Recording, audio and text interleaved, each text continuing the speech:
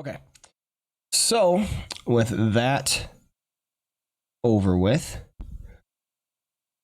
last time in the Curse Strahd.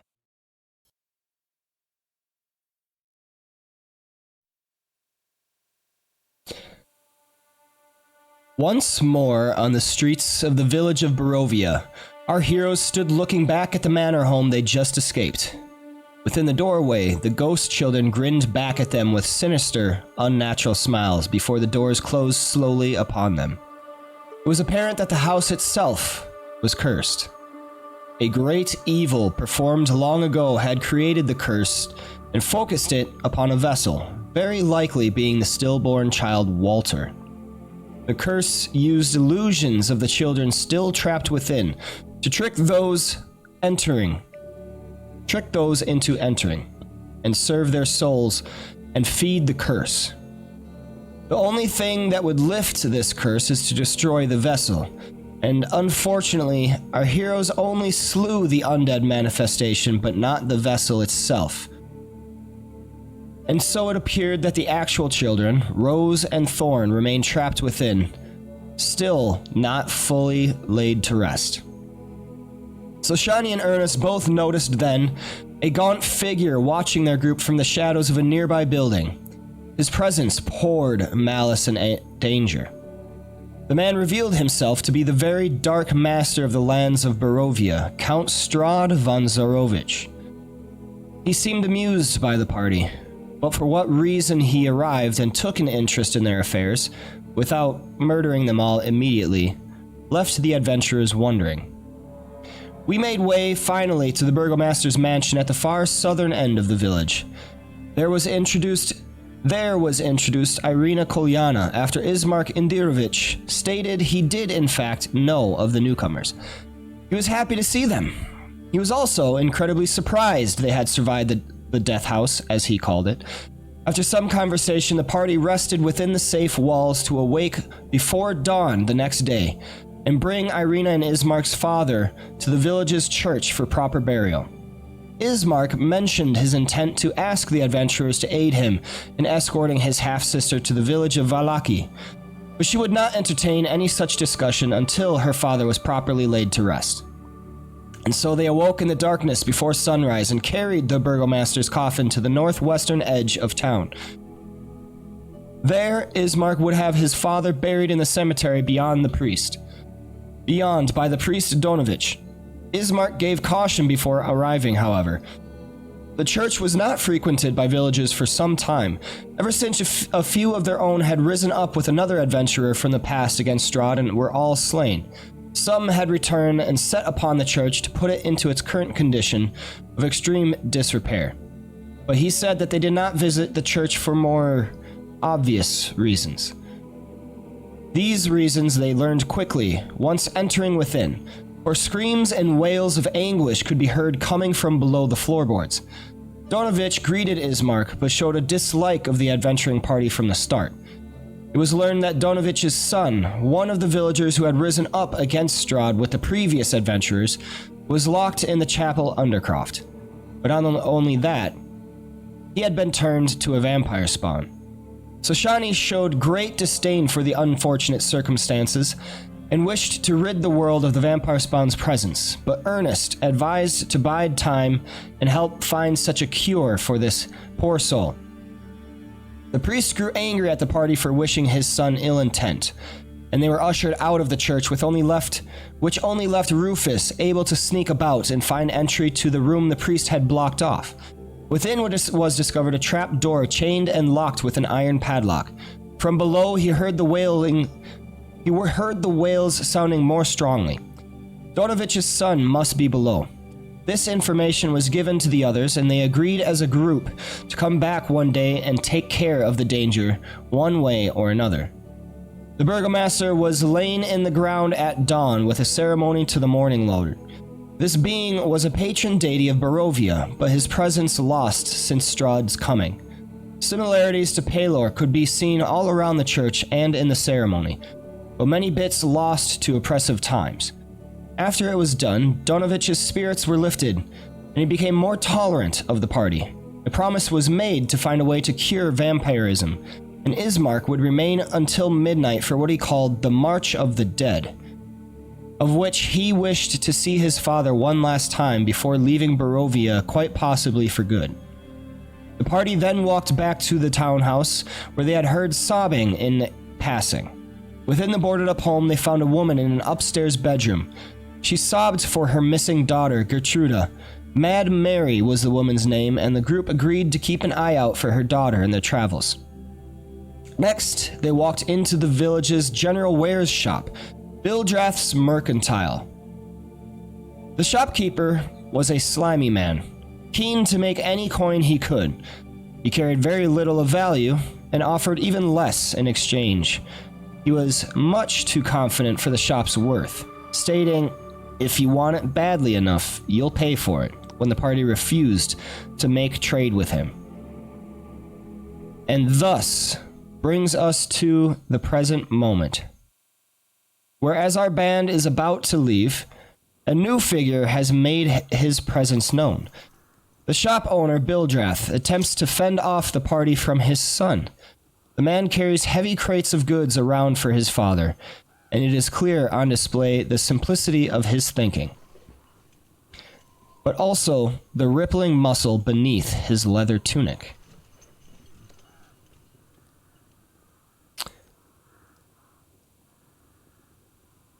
What are you guys doing?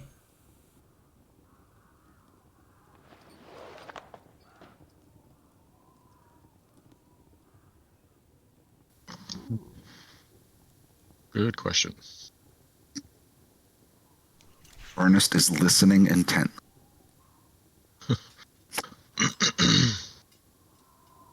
Did we already decide we were gonna head out?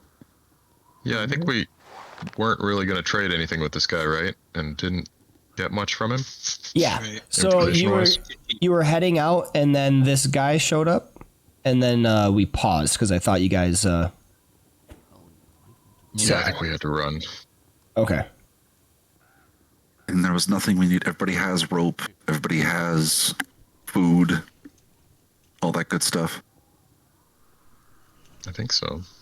Looks like I have 1 day of rations. It's not that much. We also have Been good making berry. good berry every day.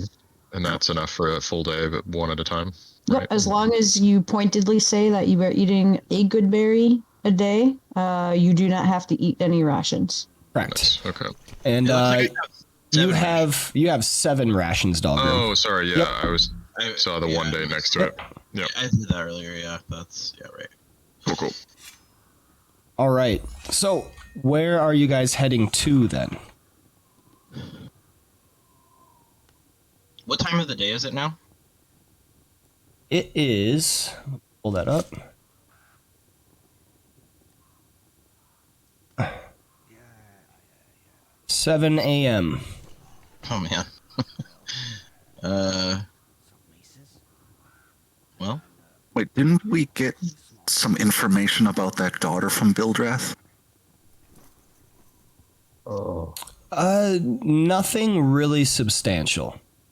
What Bildrath said, if I remember correctly, was basically that like it's a dangerous land. Children wander about their kids. They go missing all the time. Oh, that's cool. Yeah. So it's a Oh, good and- it's a good community. The schools We are were good. looking for Blinsky. Walkability and I don't know if anybody remembers that we were looking for Blinsky because the Linsky's in the village of Vallaki. right, but we were asking like about him. I'm just kind of bringing that up as a reminder too. And because the tag said "is no fun, that's is no right. Blinsky." this is the toy maker, right? Yeah. Yep, yep. So he's out in Vallaki. So we were gonna look for him. Do we need to wait for this Walk of the Dead? that You happening don't at the have end to of do this anything. Yeah. Yep. But is that happening tonight, or did that already happen? That happens. Oof. It's been a long time. I also believe that this was the morning we agreed to leave town with That's what Ireena. That's what I thought. Oh, interesting. Okay. Oh, so the March of the Dead already happened?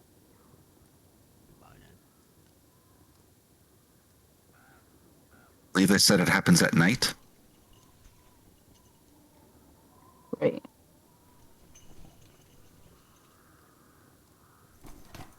Why are we interested in the March of the Dead? I'm just seeing, like, because he would go with us. The guy who was his son, who was waiting there to see his father march. Oh, I If see. they're leaving town, we would go with them.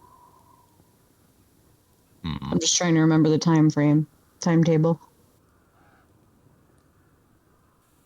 So after the funeral ceremony was done, Ismark had said that he kind of wanted to stick around until midnight,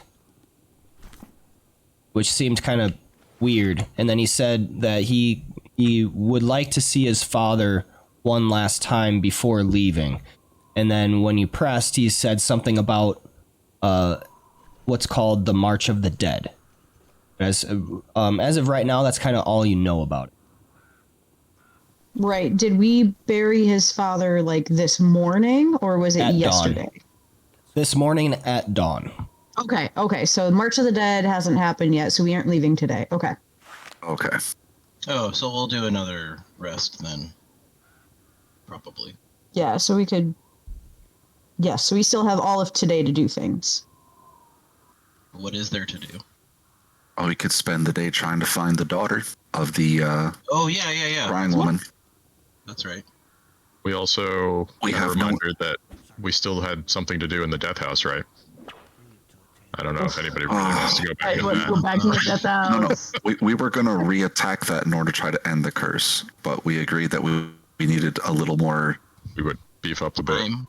Yes. Yeah. Well, and I Okay. think it'll take us like at least 2 days, right? Because last time it took us about 2 days to get through it. I mean, we cleared some stuff, but yeah, I would agree that I we would could wait on assume that. That stuff will just be back and worse. Probably the safe so- assumption. Yeah, so since we have no information on the daughter, basically, we can just try and ask around town. Sure. Why don't we ask this? Yeah, Rufus is gonna. Well, I don't know if you would do that, but what are we making out with this this guy with the big rippling muscles over here? So Shawnee's not the extrovert, so she sees them, but she's waiting on your leads. Maybe he knows something about the girl. Sorry, it's taking me a cup of coffee to get into character here.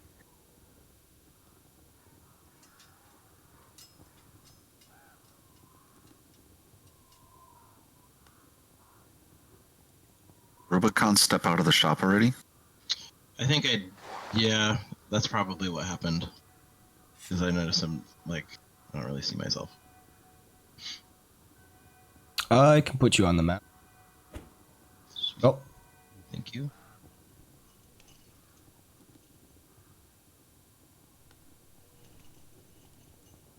Hey man, so what we got these boxes over here.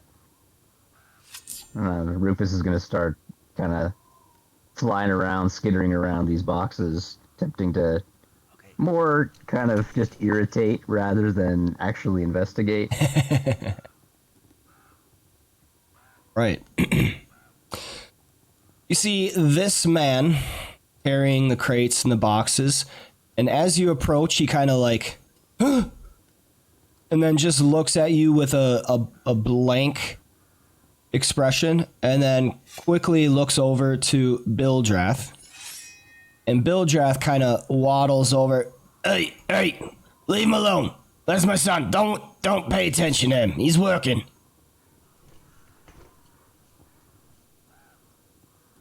Doesn't look like he's working very hard. Oh yeah, he's of good Barovian stock. Well, Rufus, I think you should listen to him. Leave the poor kid alone. Jake, you're muted. Seems pretty harmless. You have to say that whole thing over again. You're muted.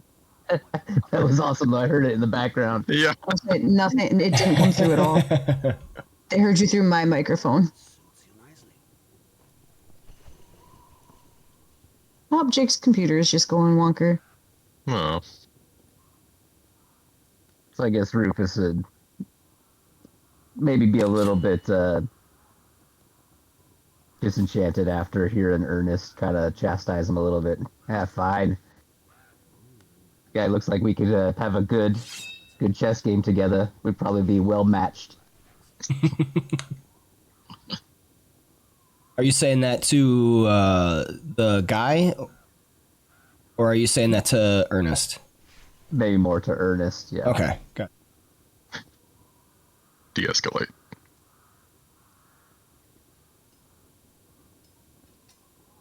Can I help you? I thought our business was done. Yeah. I was just looking at the your kid's burly muscles over here. I thought it was pretty. I don't know. I was just excited for a second. Oh yeah, he's a strong boy. And then you see the guy smile, and he actually like puts the crates down and like starts flexing. And he's just got these pipes, man. Like, Oh, I wanna arm wrestle this dude. Can I? Hey, man, those are pretty big guns. What about a little friendly wager? what kind of wager? No, come on. If you're not gonna make any business, we got other things to do. My boy's working. Come on, he's on the clock. I just real quickly, just kind of gently go over there and try to squeeze one of his biceps. All right. You walk over and you touch one of his biceps, and it's kind of surprising. He's got that like wiry strength, that rippled strength. It's not like he goes to the gym or anything, and you know he's got a little bit of pudginess to him, but there is like this above normal strength to him, definitely. And then the muscles are just taut. Back. Discord freaked out. I don't know. I bet I could take this guy. So Shawnee's just watching with her arms crossed and like a smirk on her face. I'm probably like a third the size of this guy, right?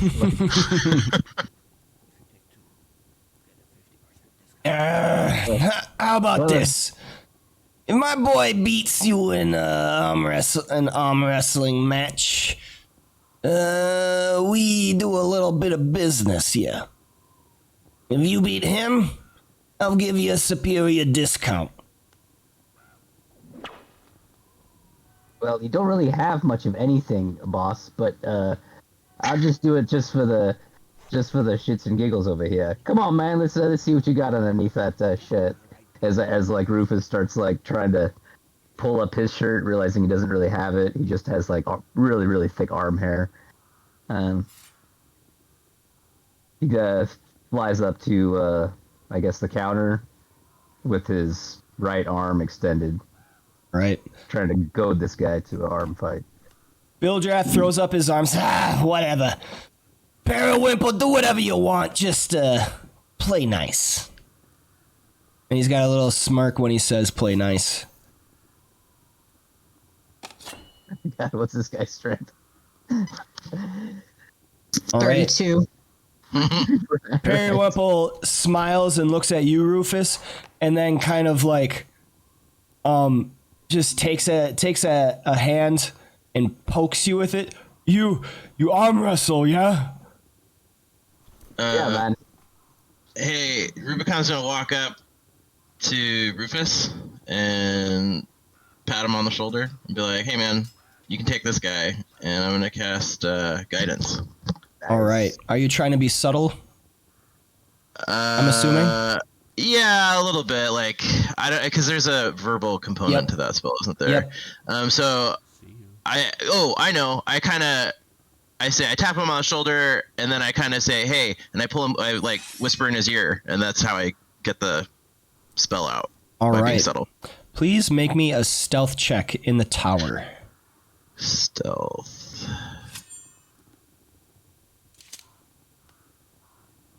That did not go in the tower. What did I do wrong?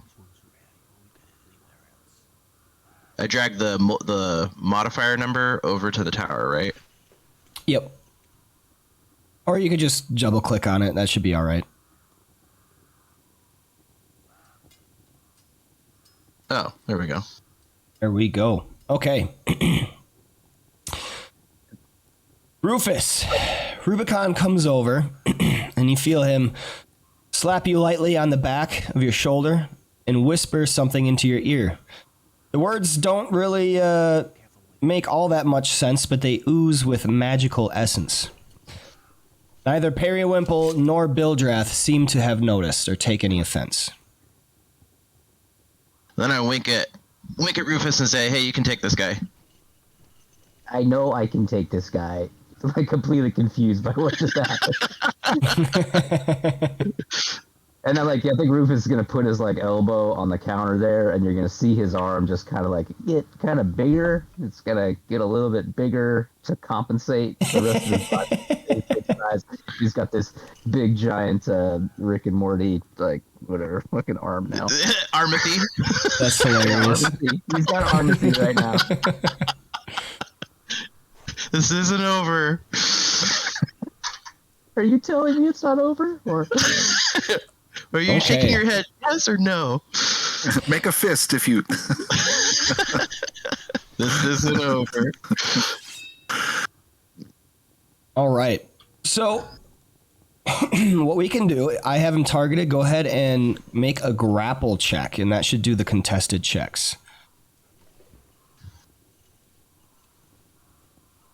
Good luck. ooh, let's see here. That's not so good.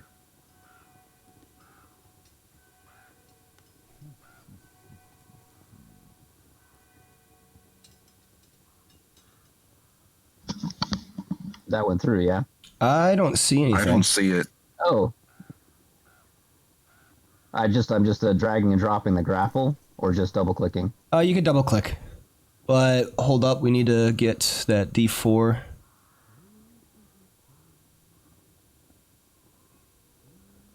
All right, roll a D4 for the guidance.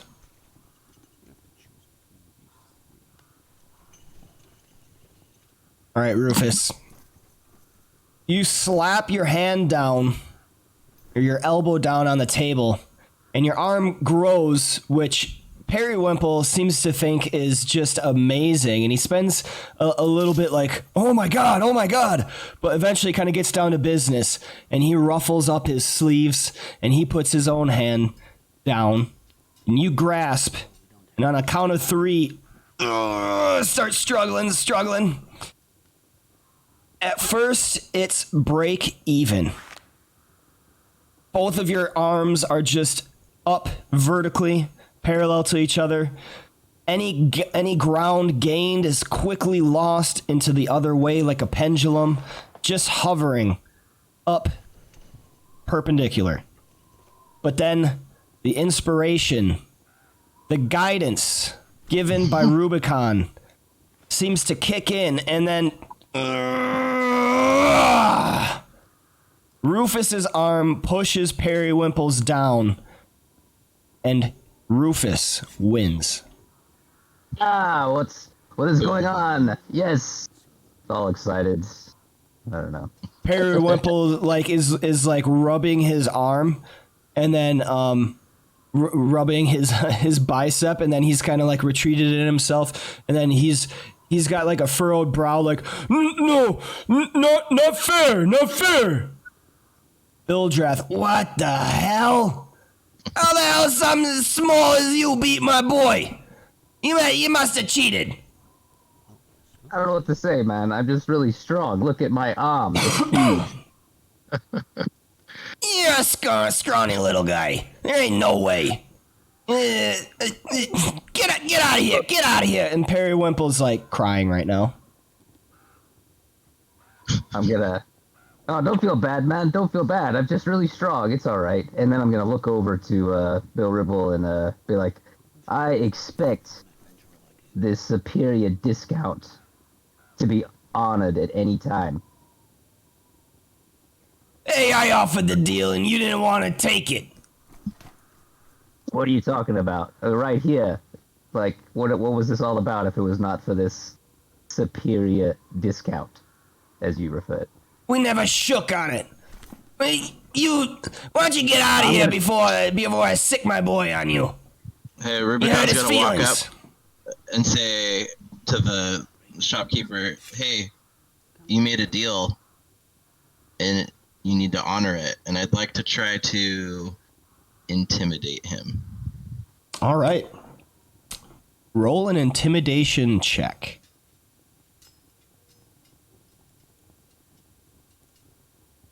Ooh, I don't know if it was supposed to be in the tower or not, but that's all right. Yep, I got a new extension that does stuff for me. Sweet. Okay. Maybe I use a little prestidigitation and make I don't know, sparks kind of start to appear on the back of my hands. As you see Bildrath kind of bristling, getting mad and flustered and everything, Rubicon, you walk up, and after what you say, his demeanor kind of changes. Normally, you kind of get the sense he relies on Periwimple as the muscle to take care of any issues. But right now, he's looking at Rufus, seeing that Rufus just defeated his strong boy, and seeing 4 more of you in addition, and I offered the deal, but I don't remember shaking on it. Tell you what. I'll give you a 5% discount on anything in the shop, and I'll pay 5% more than I usually would for good. On my honor. Does that work for you, Rufus? I don't really care about that too much. I just want to make sure he honors what he said he was going to do. He's going to do it.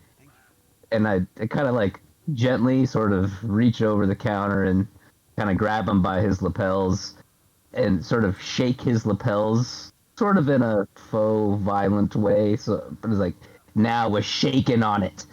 I say to him as I'm shaking his body lightly. And then I back away. Right. Shall we?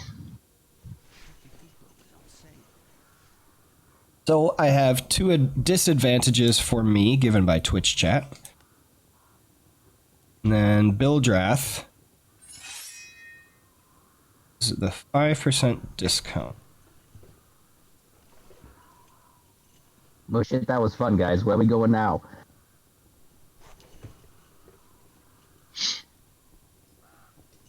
Shani just shrugs and walks out of the store when he asks that.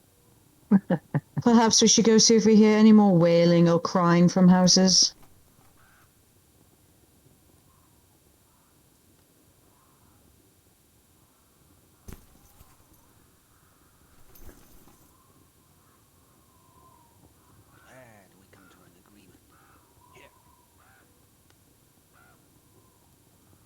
I think it would be wise to use the time we have waiting for our friend to finish mourning his father to perhaps gain some clues on the whereabouts of that missing girl. I don't know why I can't move my character away. Here we go.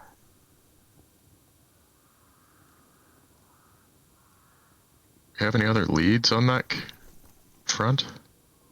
No, out of character, what I have in my notes is, the name, and that, the mom was clutching a creepy doll made by Blinsky, that toy maker. But otherwise, nothing.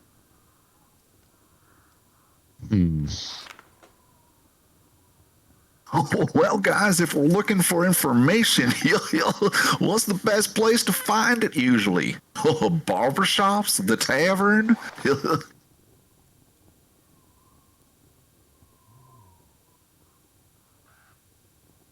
You think a town this ill of spirit would have a barber shop, brother? Well, more likely than a thieves guild. There's nothing to steal. I suppose.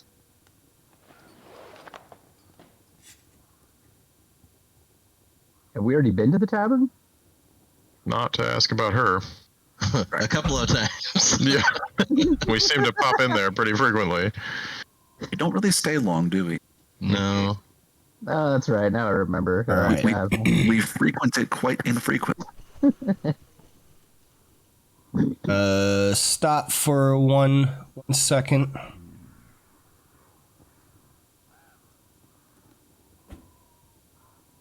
So hold on for me, 'cause I'm a little unsteady.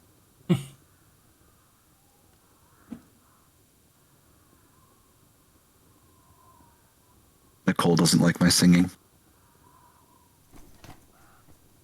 Y'all heard it. You blame me? I was kidding. I don't. I barely even like it. All right.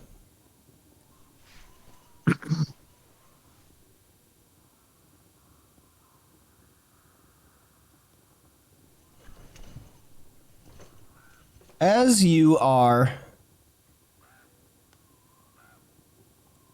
going into the center of town,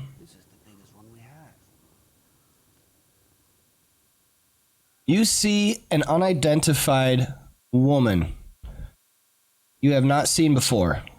She looks old.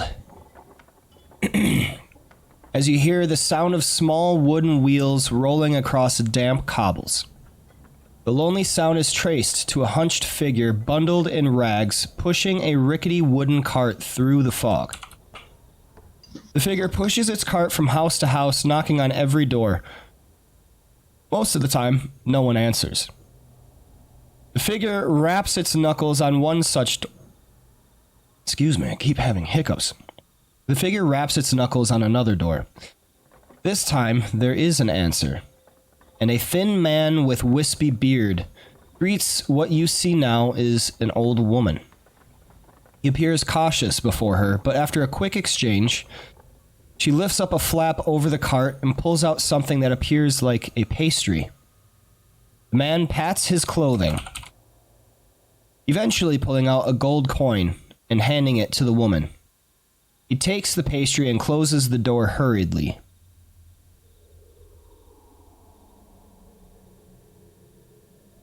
See, the woman is out this way.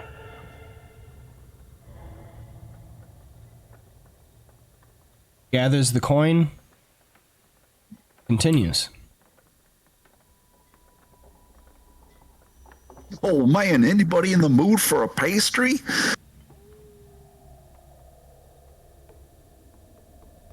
Yeah, that sounds delicious.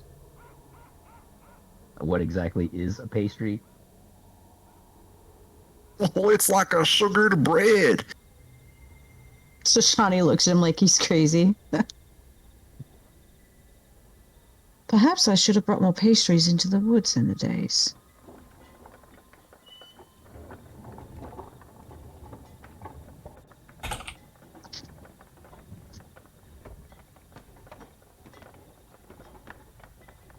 So I guess Rufus will fly over to this lady and try to inspect her cart of wares. Just kind of, in not really a intent manner, just more curious and flying around, buzzing around her. Okay. As you approach Rufus, she sees you. And you see her face kind of like, what the hell? But then a wicked smile before her demeanor changes and shifts into something a little bit more pleasant. Ah, a fairy. What are you doing here in these lands? I have no idea. As I start scratching my neck a little bit where the collar is. Yeah, I don't really know. But what you got in this cart here, old lady? Just some pastries peddling around. Pastries. I've heard people. Yeah. What exactly? What do you got in there? It kind of smells good. I think he's interested in maybe a little bit hungry. So, what? Yeah, I want to try one of these pastries. 1 gold piece. Be quick, I have more business to attend to. I don't. Am I even carrying the gold? I thought I was giving it all to Dahlgrim. Yeah, I think Dahlgrim's holding everything. I think so. Well, let me go ask my dad over there for a second, see if I can get some gold pieces. Hey, Dahlgrim, can I get a? Hey, Dad, can you buy me a candy? Hey, Dahlgrim. Dahlgrim whips a sack of coins at Rufus in a not so friendly trajectory. Buy it yourself. Having no idea what I'm doing, I just reach my hand into that bag and just kind of give her one of the coins, I guess. All right. Gold. Roll me a 1d3. So you can go in the chat box and type in \roll and then 1d3. And then I'll make a 1d3 roll. 1 will be a gold piece, 2 will be a silver, and 3 will be a copper.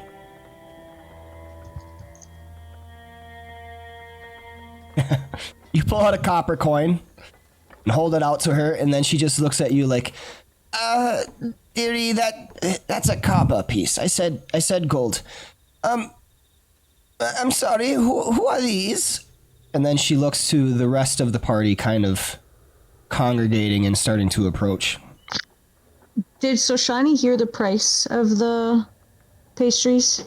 Yeah. Okay. So Shani will say nothing, but she will walk up and hold out 4 gold pieces. And then we'll kind of look over to Rufus's and like, point to one of the gold pieces in his bag. Right, okay. Gold. That was close, but that is copper. That seems like a lot of money for a pastry. I don't know. Is that right? That seemed pretty steep.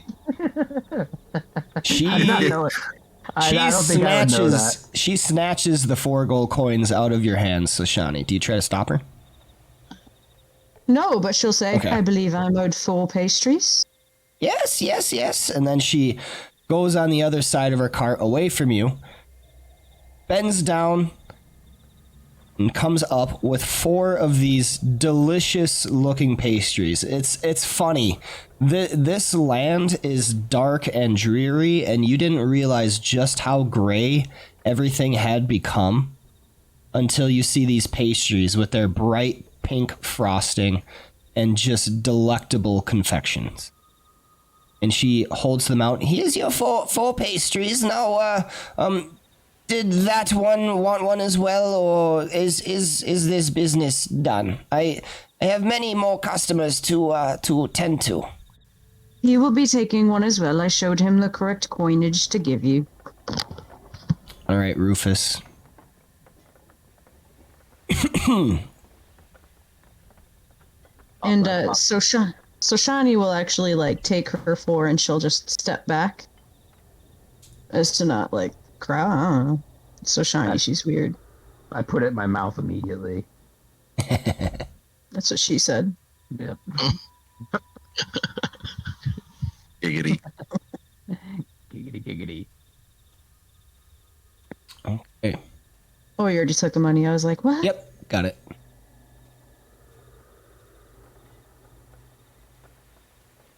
All right, thanks, lady. That's as like crumbs just dripping from my mouth. Like it's pretty good. Yeah, distracted by the delectableness. It's pretty good. It's just the right amount of sweet.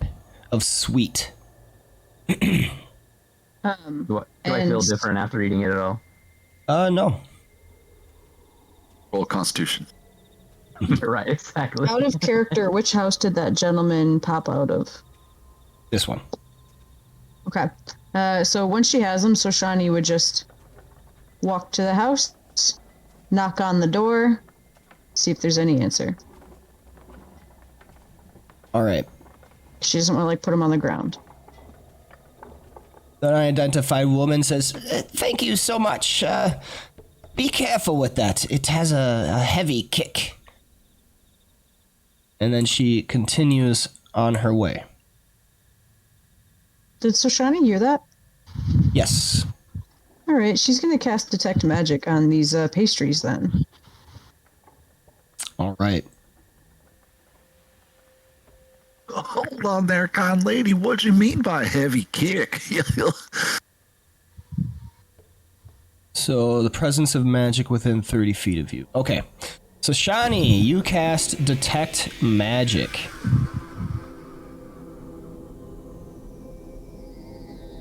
And you see that the pastries do light up with magic. What type of magic?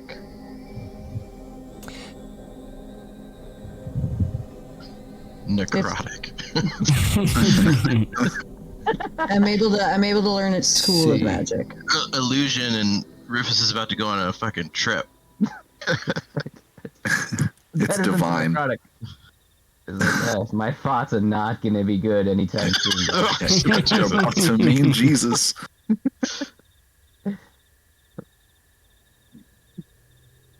That explains the price of them if they're magic pastries. Does she recognize, does like the detect magic work inside my gut? Does she actually feel the magic emanating from my GI tract? I did have a question, actually. I was thinking about this. Do we still have the will and other documents from the house? Yes, I Yes. believe they're in Ernest's inventory. Correct. Since she's got the detect magic up, can we take a quick look at those? Yeah. Okay, Ernest, so step a little closer then. Hold on. Shani, as you cast your detect magic, getting a little bit of feedback from your mic. Your settings might be a little too sensitive. Shani, Mine? yeah. Hmm. If you try go, to- if you go to your like gateway, it might fix it. Okay. So Shani, you see that the pastries light up with a purplish hue. Illusion magic. But there's also some little faint pinkish flecks in there for enchantment. You also see that the woman herself, as she's kind of scuttling away, you think it's very likely she's trying to put some distance between all of you and her because she is glowing with a purple aura. And purple is illusion? Yes.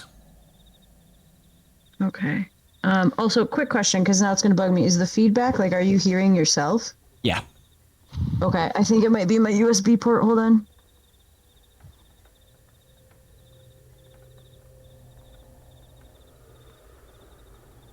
Going.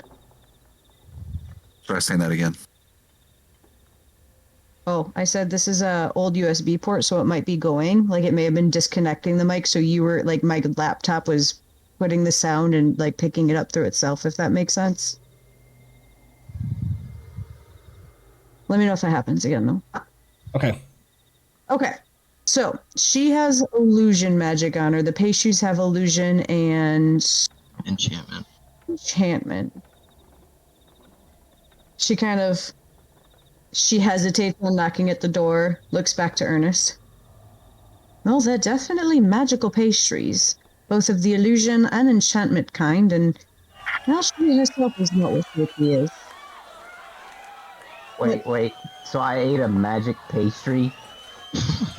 And I've Rubicon, not who's surprised. been raising the pastry to his mouth up to this point, sees it glowing and just throws it Right. in his satchel Wait, thing that he has next to him. Wait, why didn't you guys, you could have done that before I jammed it in my mouth. We Well- can't We stop have. We Could we cannot have? stop you. There's no way we would stop you. Okay, you're right. There's no. You yeah. did say as soon as it was in your hand that you shoved it in your mouth. God damn it, you're right. We weren't afforded the opportunity. The only opportunity is preventing. And so Shiny kind of walks back. I do not have the ability to identify exactly what they do, just that they are magical. Well, his lungs are not necrotic, right? I'm guessing, my best guess is, Well, I guess could I roll to see if she can guess? Like try and like look at them and see what these types of magic achieved? Like if it's literally just to make something that's actually not that good taste really good. Yeah, make a proficient Arcana check. Okay, I am not proficient in Arcana. I'm proficient in Arcana. All right. Anyone that is proficient and wants to kind of take a look at these pastries.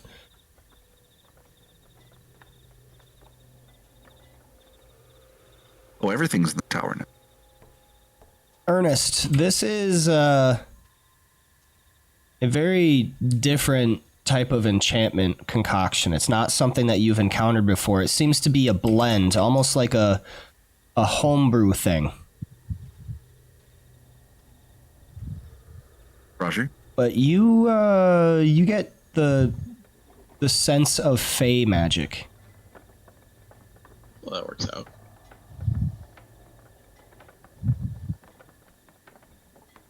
Well, I can't tell exactly what spell is in those, Shoshani, but it seems to have some sort of fey origin.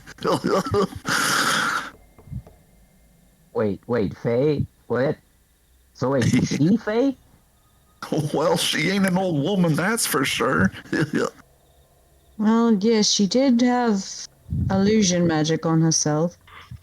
And she looks at Rufus, and as we both know quite well, fey magic can be all sorts of directions. I mean, I think at the sound or even the words of that, I may kind of be more interested in that old lady. Is she still within?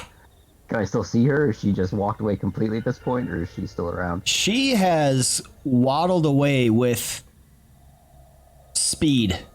She has booked it. Last you saw, she has turned to the north after cutting around the corner of that house.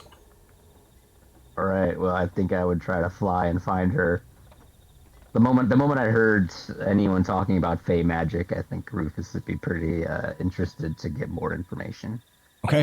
I was hoping to be able to provide more of a meal to that family in the house, but I have no idea what kind of meal I'd be providing them. Okay. So at that, she is going to take out, I don't know, like some sort of scrap of clothing. Like she's just going to put them in her like rations bag. Just not touching them for now. Once everybody's had a chance to look at them.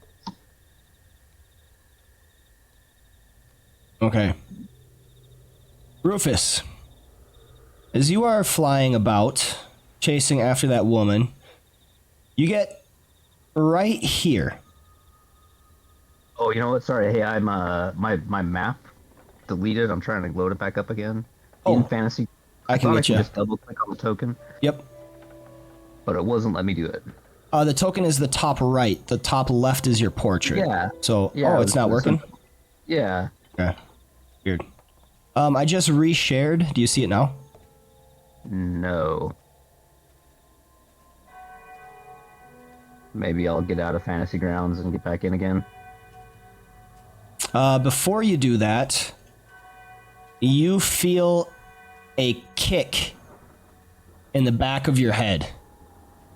And I need you to make me a Constitution saving throw. There it is. It's like whoosh. All of a sudden, this sense washes over you. Like you are extremely tired, and the ground is just welcoming you into its embrace. You want to fall asleep. So I was flying at the time, so you're just gonna see me sort of slowly fall, like, yeah, passing out. Yeah, all right. But It just looks like you tripped over a stick in midair, just went like face first. Right. But you succeed on your saving throw. And the sleep in your eyes, you kind of like shake your head. Oh, what the hell? There's a little bit of sand in your eyes. As if you had fallen asleep. But the weariness kind of dissipates a little bit over time. What a kick! These things have more than a kick in them. These things make you fall asleep. I kind of yell like on the ground, groggily waking up, kind of feeling exactly like I feel right now.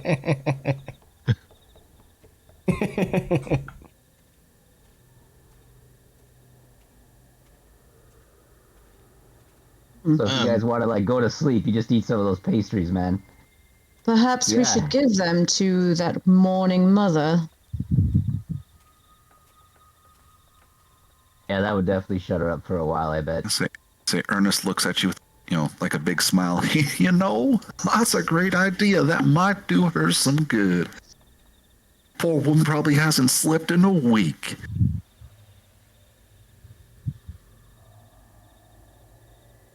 Well, it also didn't look like she had the money to afford any of these cakes. Resolute Soshani nods. Then it is settled. Let's give our friend over there a little bit more time to see if any more ill effects happen, and then we'll deliver them. And can I see the woman at this point, or as I'm like waking up or stumbling around, do I actually even see the lady anymore? When you turn a little further north, finally see her again at another door knocking on it. She looks a little bit more hurried, and I don't want to say frantic, but like she wants to get about her business and get it done and over with. And this... Wait, no, we're only... Yeah, we started at 11. Never mind. I was like, we gotta take a break. Nope. Never mind. My skin prickled because I thought you were going to be... And this is where we end. I was about to fight you. Yeah, I was like, and this is where we take our first break. But no, we're going to go for another hour. I think it's one of those days, man. The lack of sleep. All right. So, Rufus, you can continue to shadow after the old woman. And the same sequence seems to go on and on. But you see that she is now in front of a door, and she is knocking on it fervently. A little bit of extra pace. She raises her voice to call out through the doorway after there is no answer, knocking more forcefully. A few moments later, the door finally opens. Stepping out onto the mat in front are now a man and a woman. They both look extremely haggard and weary, skinny, possibly malnourished. The woman is crying, and the man holds her to him in a comforting embrace, but there is no warmth. He stares blankly at the old woman while his wife pleads with her. Too far away, you cannot quite make out what is being said, but it's all answered as you witness a young boy brought out to the crone from within, grabbed by the man. The young boy is stood upon the doorway threshold, and the old woman's hand shoots out to grab him. She locks a wiry grip, ripping him from the horror-stricken couple's protection. He wails to no avail. The boy, possibly only 7 years old, is roughly stuffed in a sack, which is strapped to her cart, and all the while the old woman grins a wicked smile and hops about, laughing an awful, hideous cackle. After the boy in the sack is secured, she goes on her way, just like before. But this time, beginning to turn towards the outskirts of the town, heading west. The boy's mother wails in anguish, crying to an empty street, while the father just stares dumbly, completely helpless. The door doesn't close until the woman and her cart are out of sight. Yeah, I don't think so. The moment that he puts that kid in the bag, I am pissed off. So I would probably rage. I think I'm gonna attack that lady. All right. Can we I'm see rage. any of this? He's out of sight, right? You Around the cannot. corner. Yep, you cannot see, but you could probably hear some cries because it's like a house over essentially, coming from that. I'm gonna I'll direction. just scream out loud. Oh no, you didn't, lady. You put that kid back. I'm just gonna scream as loud as I can, so hopefully the rest of them can say, I'm gonna fucking kill you, lady. All right. I'm gonna. So Shawnee looks at Ernest and takes off running. Everybody, please roll me initiative. Fighting a helpless old woman. Let's do it. Right? She doesn't seem like a helpless old woman. She's shoving kids in. I mean, I don't know this in character, but What's the world come to? You can't just think shove a kid into a sack. Yeah, right. I think this is one of the things that Nomad warned us about. What do you mean you can't put this in a sack? That's just normal. All right. Rufus, you have initiative. All right. Wow, sweet. I will definitely rage. Right.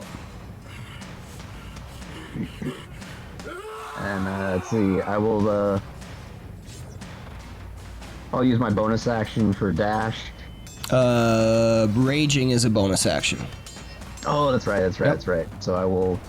See, what do I have on me? I will basically run 30 feet or my movement. And then, do I have a spear on me? Or a javelin? A javelin.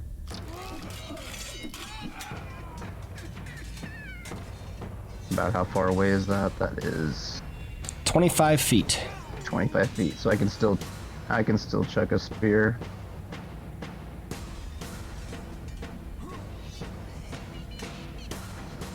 Ooh. You roll a fumble and gain 1d4 points of stress. Ah! 2 No good points. deed goes unpunished. As your spear goes wide, but now the woman has seen you and she hisses. Bring it on, pastry, princess. All right, anything else, Rufus? Some bonus movement, action. Nope, that's good. All right.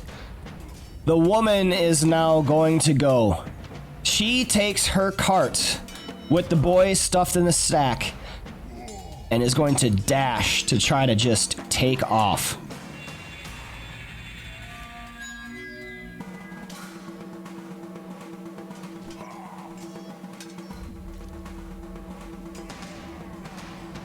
Oh, damn. Ernest, you're up. All right. Well, Ernest hears the shenanigans and starts running. So he's gonna move.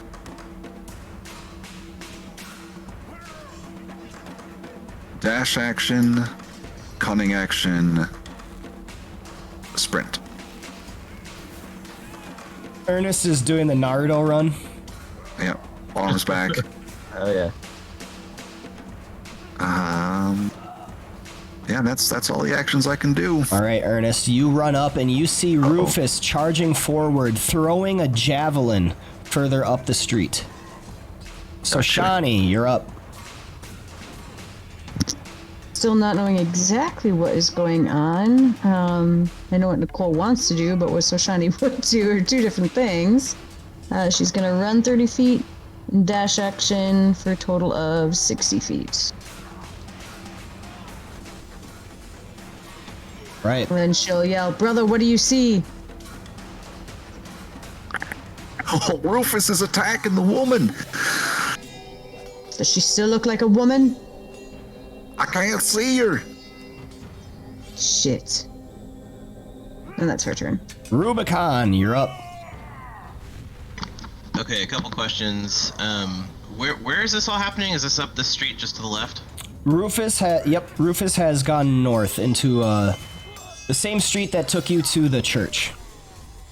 All right, and about how tall are these buildings that we're right next to, roughly?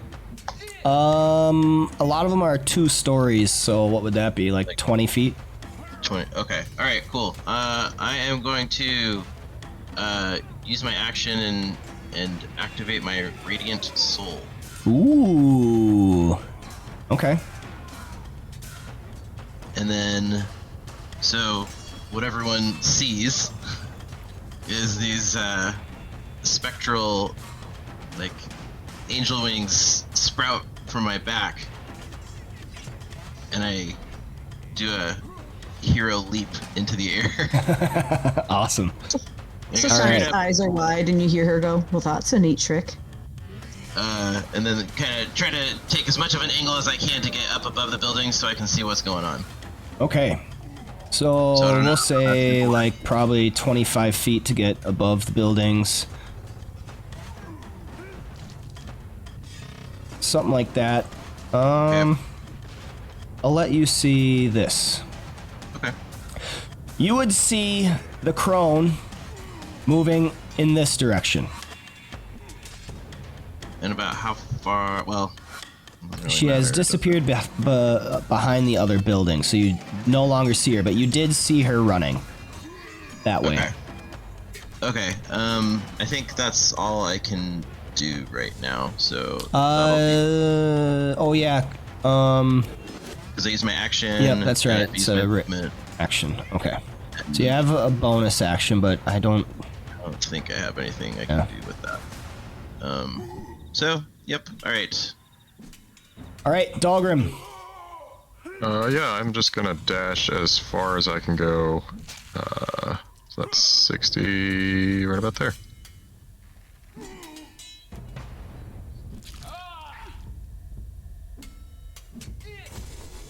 I'll take 65. You landed on a half square, so I just got you that extra Oh, one. I see. Yep. All right, Cool. Rufus, you're up. I will use my movement and cunning action to dash as close in the same direction as the lady went. Okay. Hey, Nomad, I've lost sight of everything that you were showing earlier. Is that? Yeah. By design. That's just so that all the other people don't see Got that. it. Okay. Yep. So on your turn, I'll reveal. Can I see her as I cross that little corner of the building? Yep. She's right there. Okay, do I have the angle on her? Can I throw a The javelin at her? the corner of the building would apply cover, but yes, you could throw one at her. Okay, I'll throw one at her. I have her targeted, so make sure you hit that cover button. Ooh, where's that? Please Bottom help. left by the modifier, advantage, disadvantage, all those buttons. There's one for cover. Got it. Yep.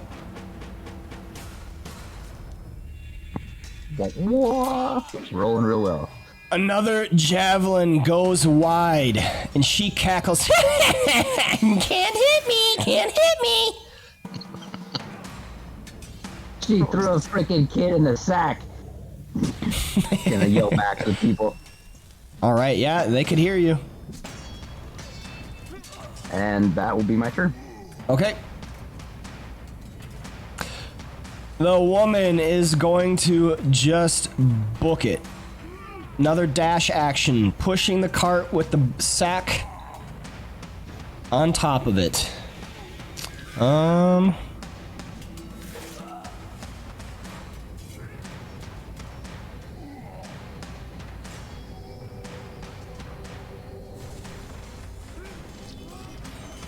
Okay. Ernest, you're up. I'm going to move.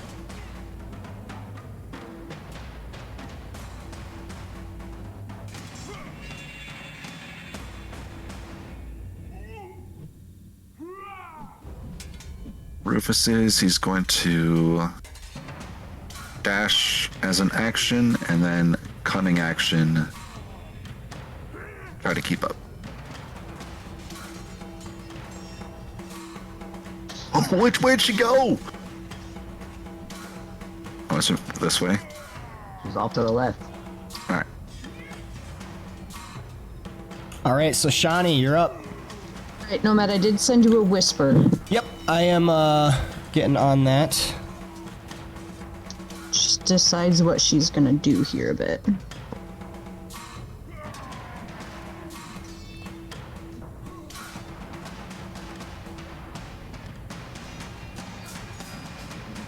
I'm gonna use my inspiration for this check. Okay, roll with advantage.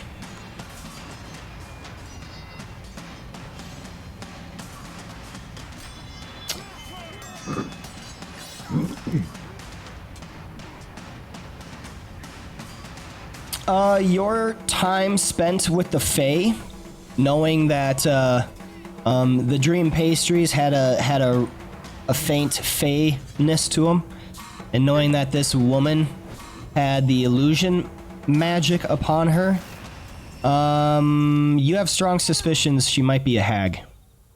That's kind of all you're thinking.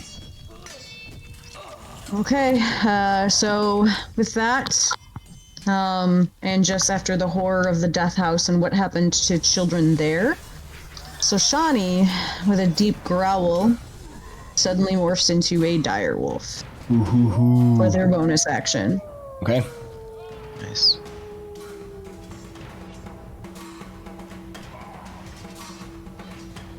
Does that sound come up every time you do the? Yep. Yeah, it comes up when I click on the wild shape I That's choose. so awesome. All right, so Shawnee morphs into a dire wolf. Then what are you doing? All right, well, now she's got 50 feet of movement of her turn. So she's going to run.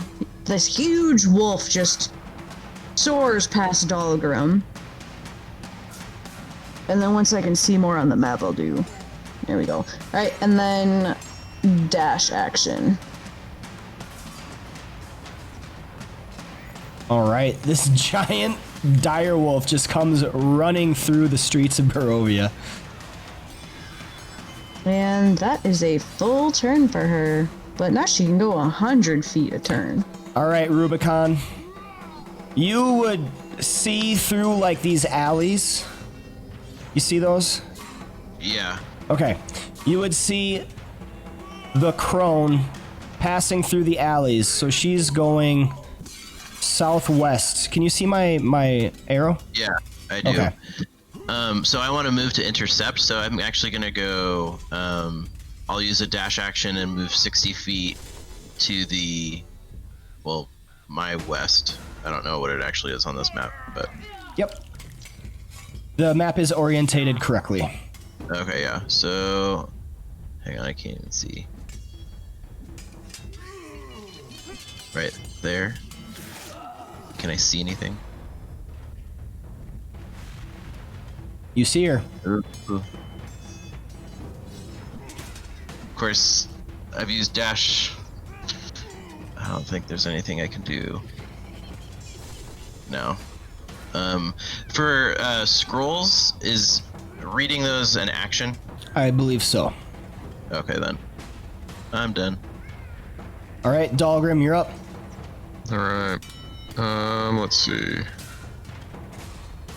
If I can cut this corner a little bit, I guess I'll go like there, and then probably just dash again, but I want to be able to see what I can see first. Big old wolf. Yep, just keep running. Duck between some wolf legs. All right. Rufus, what are you doing?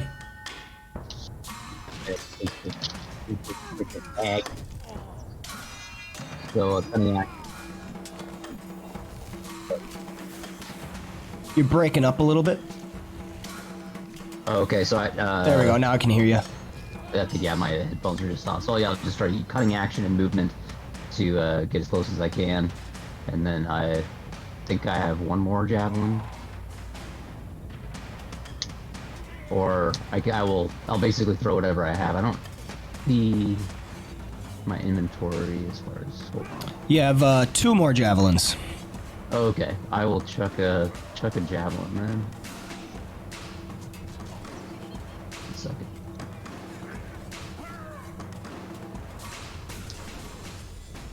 Ooh, unlucky with the javelins. Jeez, man. Another javelin missing. You son of a bitch. Yeah, that's gonna be that'll be it for me. All right.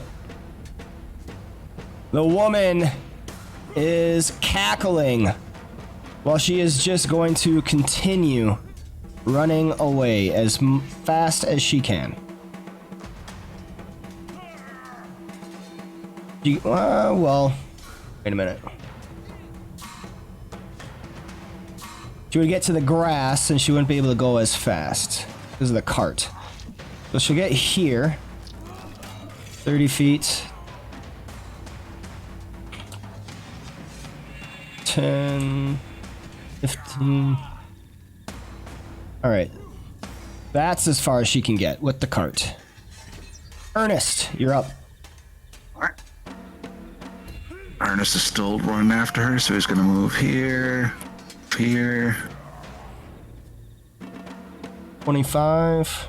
Yeah, and then that should be 30 there.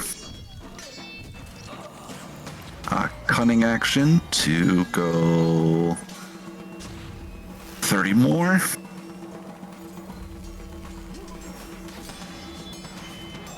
How far away is it? She is within light crossbow range. Let's do it.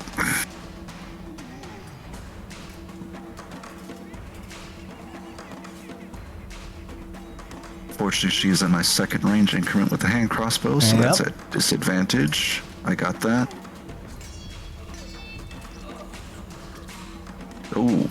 Oh, 20 and a 1. Oh, god dang. man. You do get a fumble effect. Ernest, as you see just what's happening and kind of piecing together, rushing up, trying to catch up to this woman, you line up a crossbow shot, but the stress has snapped you. You gain stress up to your next snapping point and gain an affliction. That's a lot of stress. Damn. Damn. You rolled the highest fumble effect. Okay.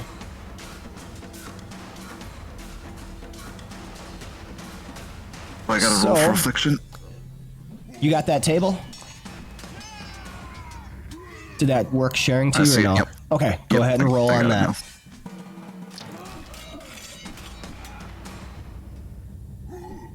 now. Where did percentile dice go? Oh, no, you just click the roll button. Oh, gotcha. Ernest, you become manic. You have disadvantage on attack rolls. No. That's pretty brutal for a A rogue. rogue, god damn it. Yeah. One miss too many. Apparently. Snaps. We're gonna see angry Goofy. Oh, I ain't looking around no more. I'll do it again. Just a string of expletives come out of Ernest's mouth. All right, anything else, Ernest? Or that should be it. Yeah, that's all the actions I got. All right, so Shawnee, you're up. I laughed so hard I woke our cat up. Alright. Wolf Shawnee continues running. So she's gonna go. Can you remind me? It's up over this house that she's running past right now that they go down, right? Right there. Right there, okay. So she will run here.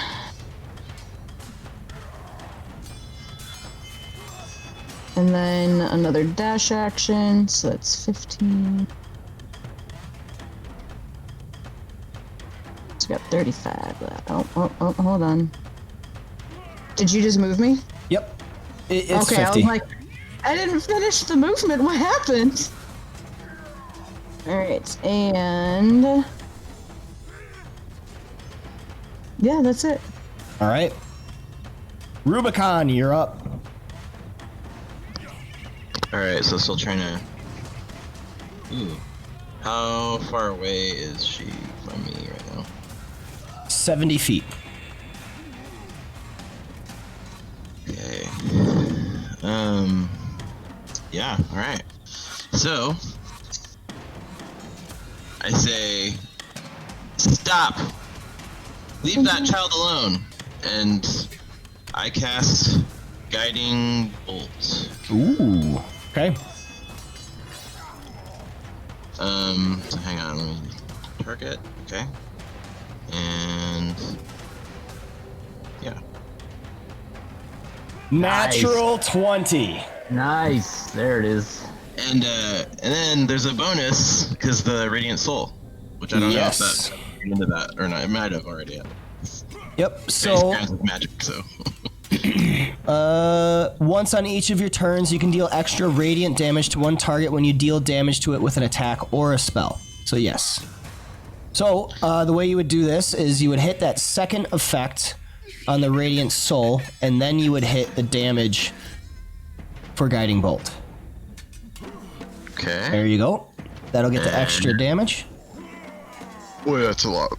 That's a fuckload of dice. 38 points of radiant damage as Rubicon flies above the tops of these houses, and this bolt of radiant energy comes shooting out from him, cascading, arcing through the air to smash into this woman, who gives a great cry of pain, but still stands. And she is now illuminated with magical energy. Alright, and then I still have movement, I think, so I'm gonna duck behind this building to take cover from any reprisal.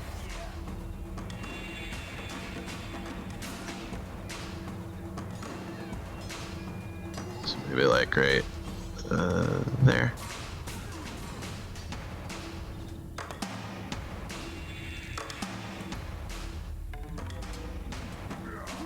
Do I need to hit cover, or is that something?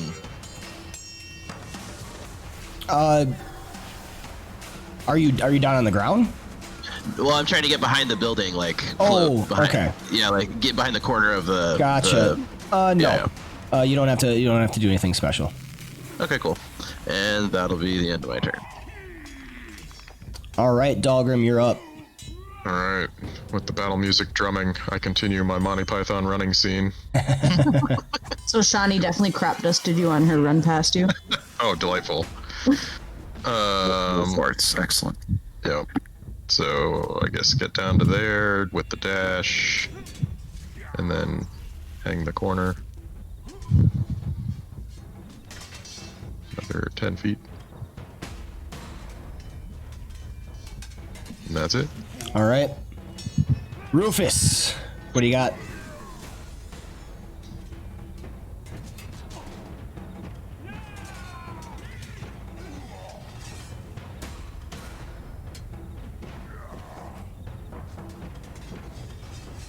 Did we lose Rufus?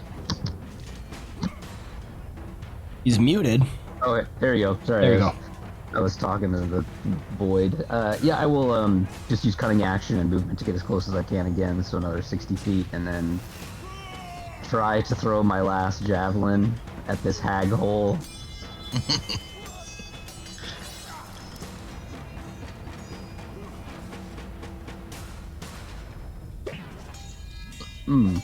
Why did I have advantage there?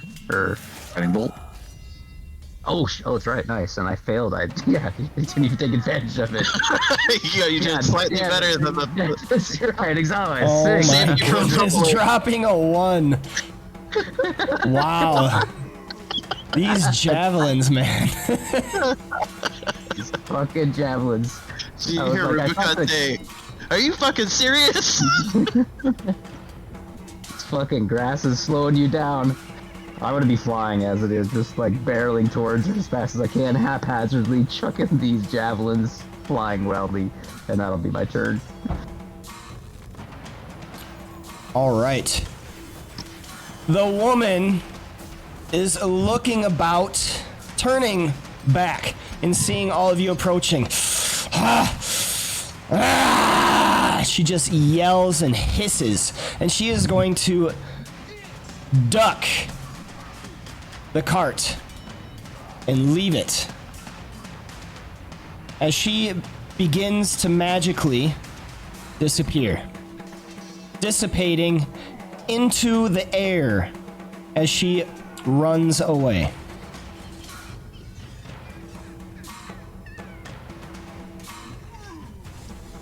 Sweet.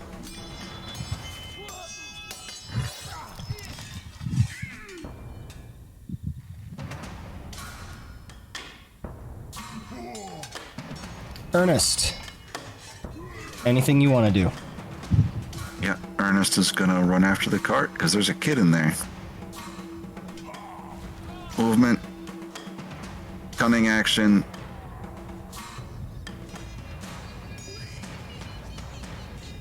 Dash.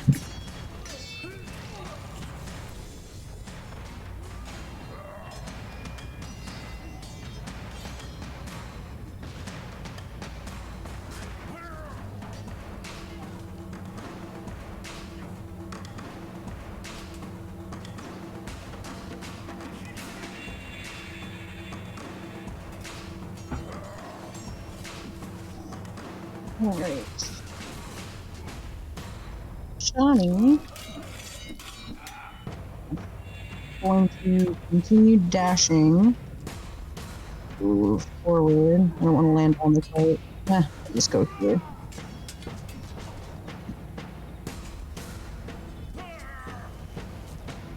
And then she is going to sniff the air.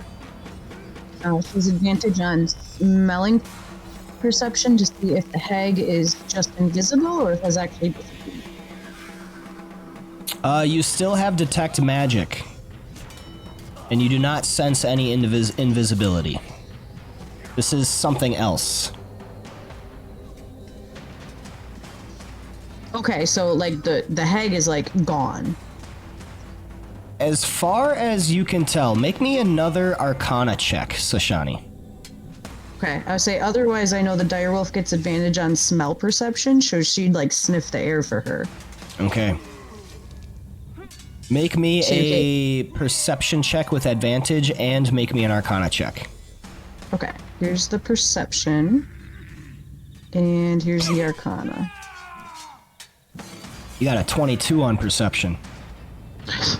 And you do not smell her. It's like she completely disappeared. And it's really fucking with you. Okay. Like, this is not invisibility, this is something else, and you're like, what the hell? But your Arcana check does not reveal a possibility. It does not. Okay, so she'd move her last 10 feet and she's just like standing there right next to her brother, like hackles raised, just like scanning the view, sniffing, like growling low, just looking angry this hag got away. Like half in protecting her brother as he gets this kid, and half in like, where the hell is my target? Alright, Rubicon. Alright, well, I guess I'm gonna move towards the kid, so... is that what that red Yep. square is? Well, everyone's already there, right? Dahlgrim is behind. Still running. It's like Gimli. Yep. I'll Life move. dangerous over short distances. I'll move to there and come to the ground, Okay. but I'm not gonna. I'll keep my wings for now. Alright. And I don't know. I guess I'm gonna ready firebolt. I don't know what else to do. You're gonna ready a firebolt? Okay. What will be the trigger? When you first see her? Yeah. Okay. Do I need to click on anything for that, or? No, I'll take care of that. So, whenever you're readying a spell, you have to hold concentration until the trigger goes off. And then if you do it on a leveled spell, you still, it still, burns the slot, yeah. Yeah. Okay. Yeah, whether you use it or not, it burns a slot. Well, that's firebolt. Sounds good to me then. Alright, Dahlgrim. Just running. 60 feet. Puffing and a puffing. And this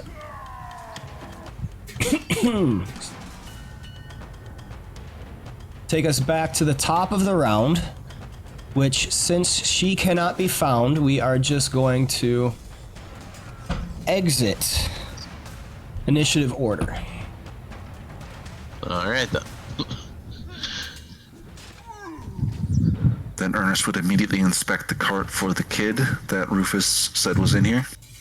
Yeah, same thing. We got you, buddy. We got you. Running over to the sack, trying to undo the sack and kind of rescue this little kid out of there. So Wolf Shani does walk away as to not scare the child, because, giant wolf. And she's just going to be kind of, I'm not going to do the whole thing, but she's just pacing like this whole area, sniffing the ground, sniffing the air, looking for any whiff of this hag. Rubicon thinks, that he looks amazing. So he's not gonna think about the fact that his eyes are glowing and he's got his giant wings sprouted out of his back. He's gonna approach all friendly like. Okay. That might look good.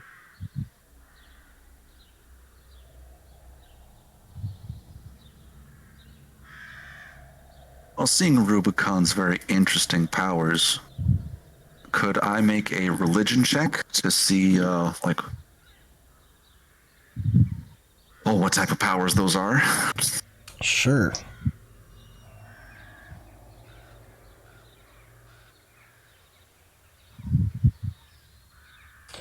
All right, Ernest. You've heard of certain bloodlines tied into deities. Deities have definitely mingled their bloodlines with some mortals. Certain powers can be bestowed and manifest, kind of like a sorcerer in a way, where it's all like in their blood that their power comes from. Whereas this bloodline is known as Aasimar. And they can sometimes manifest like Rubicon has shown, allowing him flight, giving him spectral wings. Well, aren't you full of surprises? Ernest says to Rubicon I believe I speak Celestial? I think you do too. I believe I do. Yeah. In Celestial.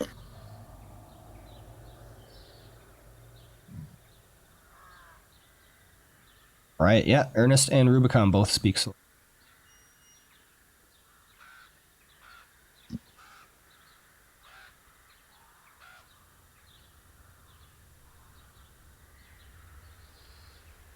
Any Shani response? is Are you waiting for me to distracted by continue? her sniffing for this hag. Her pacing is getting very, you can see the frustration in her hackles. I just smile at Rufus. Damn, nice wings, bro. Thank you. I continue in Celestial. You got a little Celestian blood in you, don't you? That's quite useful. So I supposed to respond like, so you're familiar with the tongue? No, I speak it quite fluently. I learned it at the academy. Interesting. Well, that's what my professor said when I decided to take it. It's not a very well studied form of language. No, it sure isn't. I'm very surprised. While you guys are talking about whatever fancy language you're talking about, I'm gonna get this kid out of the sack, okay? So yeah, I reach out and try to pull the kid out of the sack and start investigating the cart and whatever else. All right. So you take the kid out, who is kind of blubbering like, and the cart itself, it's a nice sturdy work cart, nothing too special, but it has quite a number of those same pastries. You actually count 13 more. You have 13 there's 13 of those pastries. I offer the kid a little good berry from my pocket. Hey man, what do you think about this action? I'm sorry, I He didn't catch accepts that. more food from strangers at this point. I was gonna give him a good berry. Oh, a Thank you, good Art. berry. Okay. Good berry. Hearing, Raspberry? You saved me. Thank you Yeah, so man. much. We need to get you back to your folks, right? No, they'll just give me up again. hearing this, Soshani growls from over there, and she like stalks quickly over to the kid and just like licks a giant direwolf lick right across the face, and then like nuzzles him with her nose. Rubicon walks up, along with Soshani, and I do a couple things. I instantaneously clean his clothes, like using prestidigitation, and then I, in the palm of my hand, create a little, like, an illusion of a like carousel type thing, and I hand it to him. And I say, "Hey, it's okay. We're gonna get you back to your parents." But did you hear what he said? I'm worried his parents are gonna, give him up again. Well, why would I they? saw it. Does that Soshani I saw growls? they kind of just let this old hag bitch like throw the kid in a sack. They didn't even stop her or anything. Who? Why was she taking you? That Because of those. And then he points at the pastries. Oh. I don't know what the implication is here exactly, but It's I for kind of look drugs. I kind of look at Rufus like, I don't know if you should eat that, man. great. What is in these pastries, man? I don't know. My parents are always eating them. Every time she came by, they'd buy more. They fall asleep. How often does she come? Well, like, is she coming back? Yeah, she always comes back. Once a 10-day maybe, sometimes 2. Great. Shani knocks over the rest of the pastries and proceeds to pee on them. Whoa. Hey, those are good pastries. Yeah, those are good pastries. I mean, And then she like, we could have and used then those. if Rufus gets upset, she looks at. Did you know the street value of that cart? Yeah, right.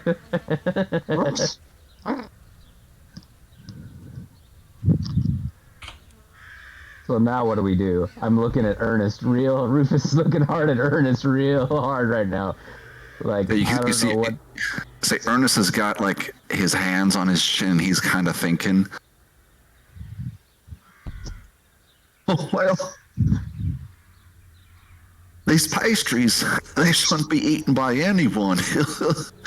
Well, they've been made by some ill-gotten ways, obviously. I think they should be buried." So Shani starts digging. "Oh no, not here. Not here. In a cemetery." Marf? Marf. Well, think about it. She's a hag. What do you think they make the pastries out of? They're not taking the kids because they want to have them as a pet. That's what I'm thinking too. So So what Sha- do we do with he's- this kid? You see Shani look at the kid and like look at the pastries, and she like kind of like stands behind the kid and like nuzzles him again and like puts her like paws protectively around him.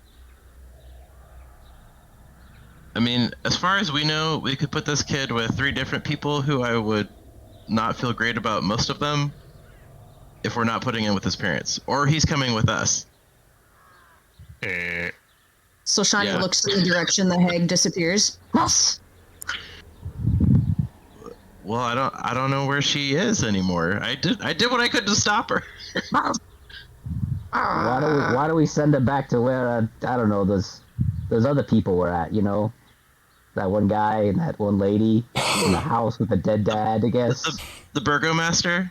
That house? Yeah, that guy. So yes, that's a great idea, except his wife or girlfriend or whatever she is like has a vampire bite. I don't. That's fine. I mean, What could happen? Well, if you remember, she's coming with us. She's leaving. oh, that's Suddenly, right. Wolf That's true. Shiny, you guys hear Wolf Shiny let out this big wolf huff, and she starts to shrink in size and transforms. Well, kid, if you don't want to go back with your dad, because, I'd be afraid of what he might do too, considering today's advance, mostly safe, as least safe as we can tell, and I know he would at least try to take good care of you if he's willing to take you in. So Shiny shakes off the fur, brushes some off. Ugh. You idiots, the answer is right in front of us. We have a woman that's missing her child and in mourning, and we have a child without parents. Oh, Yeah. right. I mean, yes, but she's like distraught. Like I see a problem there too. She's called Yes, Mad Mary. and in mourning, sometime when someone loses an animal, you get them another pet. That's how humans work. You replace something, give them something to focus on. Yeah.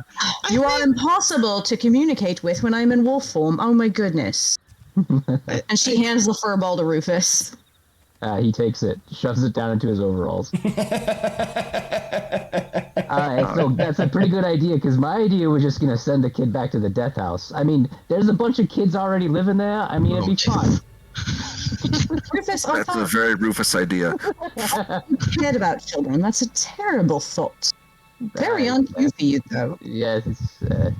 I like the idea of sending it back to that old lady who's crying, you know? Like, Ernest would like to check out the rest of the cart, like see if the coinage that she was collecting was left there or anything. Yes. hey, we caught. Nice.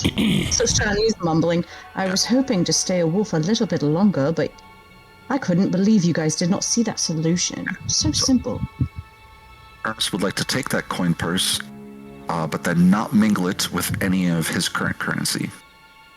Okay. 8 gold pieces. And there's nothing else in the cart besides That's the the bit of sack. so and the Shani's.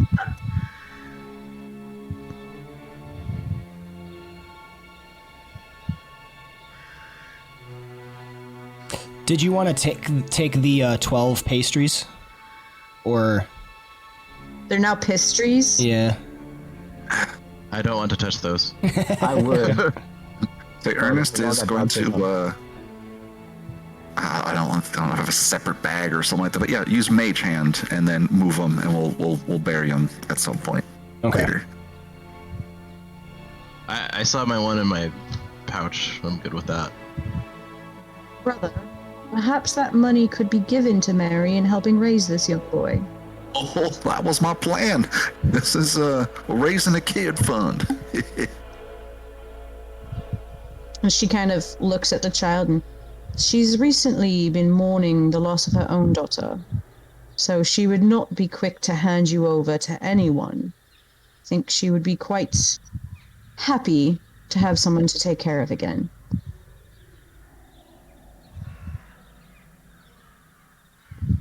And then this is all too much empathy for her, so she kind of just walks off. So we're leaving this kid with someone named Mad Mary, is our plan. Oh, why is my strength 5? That I don't know. It was 10, right? Or no, 8. Well, and in You Mad Mary's are- event, Yeah, 8 strength. Okay, there we go. That explains why I was over encumbered. I'm like, what the heck? I Yeah, haven't that's picked weird. up anything heavy. There we go. Okay, yeah, fixed her. in Mad Mary's defense, out of character, you know, that kind of like losing a child and all that can make anyone mad, and people dubbed her that because she was just crying all the time. Like she's lost herself to the sorrow. Oh, it's not a bad idea, sis. We can ask and see if he'll take him in. As a backup, maybe we can leave him with the burgomaster. 2 options are better than 1. What do you say? So long as we don't leave him with that holy man who's decided to keep a vampire in the basement. No, definitely not him. The shopkeeper was the third one I thought of because he owes us. We've already taken care of his special needs guys, so I mean, like, it's perfect. Yeah. So Shawnee nods and just Um, starts walking. So Ernest will take the empty cart and like just push it alongside the house here, off to the way. Okay. And I guess we're walking to Yeah, Mad I'm Mary's really house. interested in the card as well. 'Cause Is I'm like- detect magic still up? How long does that last? And 10 minutes? Yeah. I think it's 10 minutes. Yes, 10 minutes? detect magic is still up. All right. Well, now I would like to say, hey, can we take a quick look at the deed and those legal documents from the death house?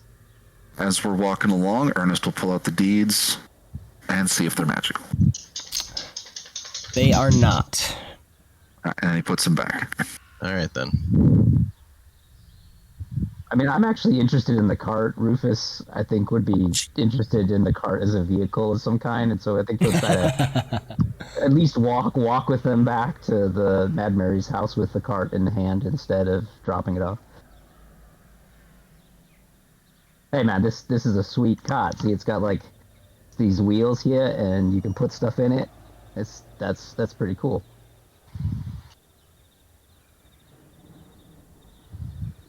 Well, before we leave town, I do have another goal now. Find where that hag lives. Agreed. We can't have them taking kids.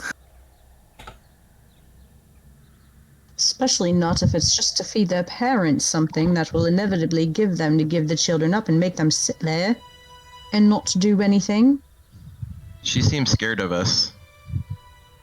as she should have been. I think you know, Matt. All right. And so Shawnee would whisper that to her brother, so I'm going to send it to him in a whisper. No, she would share that. While I wasn't able to smell or get any trace of where that crone went, there was a glimmer of transmutation magic from where the crone disappeared. From my remembrances, that is transmutation magic. So, who knows where she actually comes from? Oh, transmutation. Oh man. I'm As- sorry. Transmutation is like not teleporting, is it? No, it's changing the physical properties of a creature. So, Okay. like, Okay, yes, transmutation. Yes, mutation. Yep. like, it's like she could have turned herself into like a microscopic bug or something like that, or Yes, sir.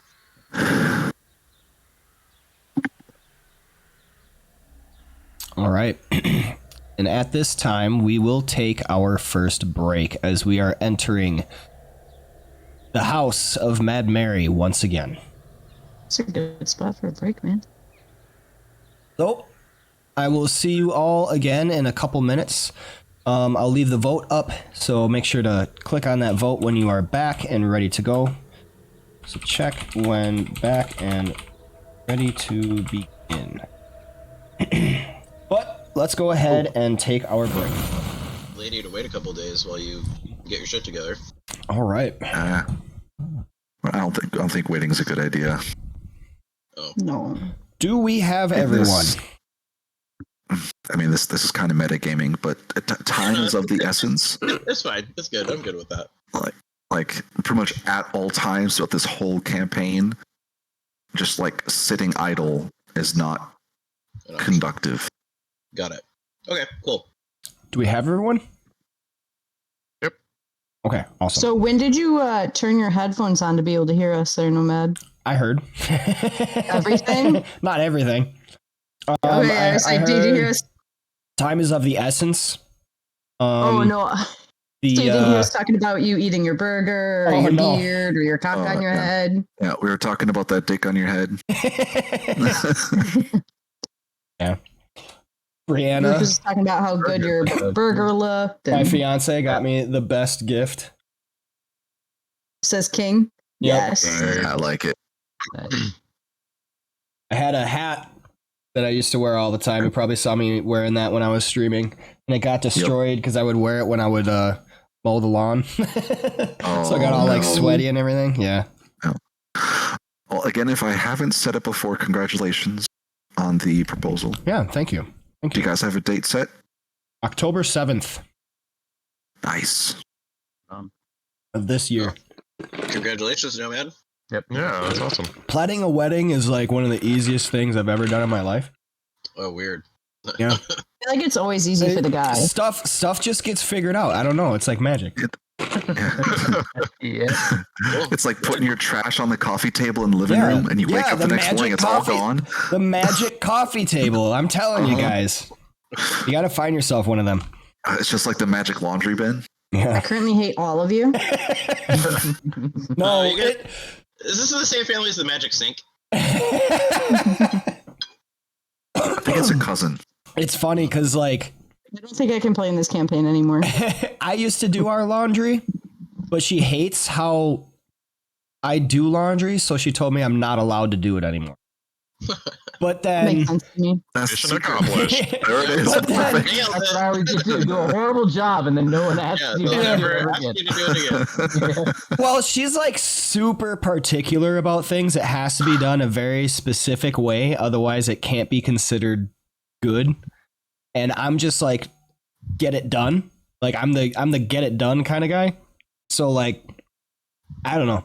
I can't do anything right when it comes to cleaning. Also, in all women's defense, men's clothes are so easy. You wash them, you dry them. Yeah. Women's clothes are made of this material, that material. You wash it wrong once, it's an $80 shirt that's now useless. Like, and I'll tell you from working at Buckle for years, it's such a pain in the butt. Like before I moved here, because now I can't hang dry things because it will just get moldy because England is just wet all the time. But I hung dry. Like I didn't use my dryer except for like socks and underwear. I hung dry everything. Really? Yeah, because drying jeans like wears them out way faster. So you're not supposed to dry any jeans. You're supposed to hang dry them. I Oh did my not know god! that. I do that like every week. Never. Not know Not that. once in my whole life. Yeah, like we had people that would come in and be like, I thought your jeans lasted longer, and we could smell. Like especially never ever use fabric softener on them. Because denim is supposed to be tough, so you soften it and it just turns into like butter. So people come in and we're like, well, we smell fabric softener, so did you dry these or dry these with fabric softener? Well, yeah, I want them soft. Yeah, what happens to soft things when it's rubbed constantly? Wears out. They get harder.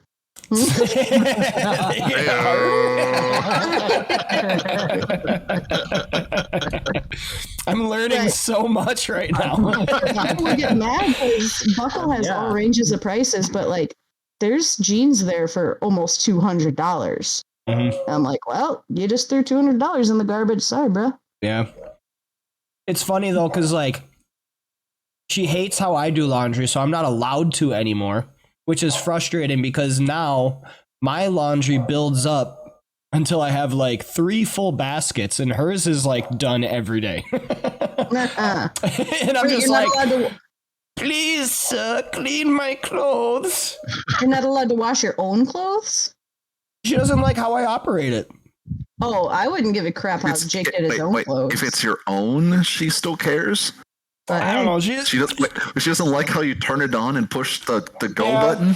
Well, I never put the right amount of stuff in there, and then I leave it sit too long and all this.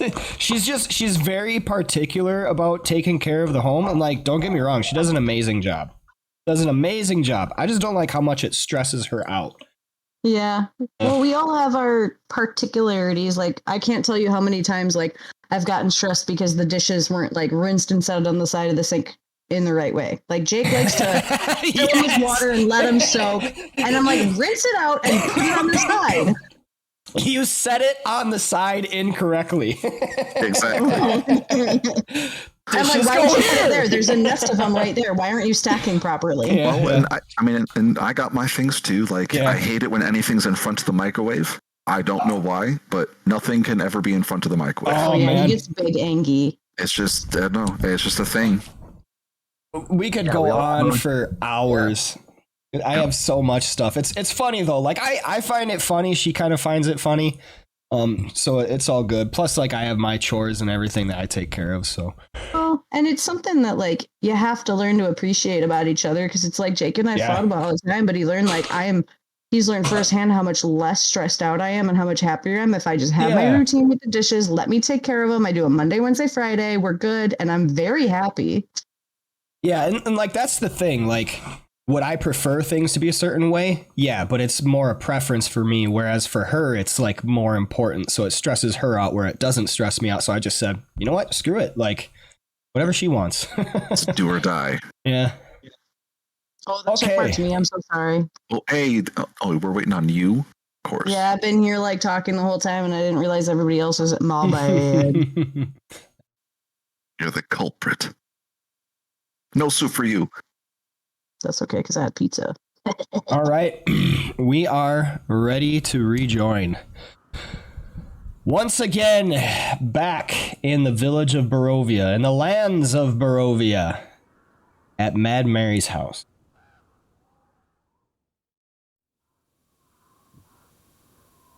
She's not mad, she's just misunderstood. Yeah. Okay. Bless you.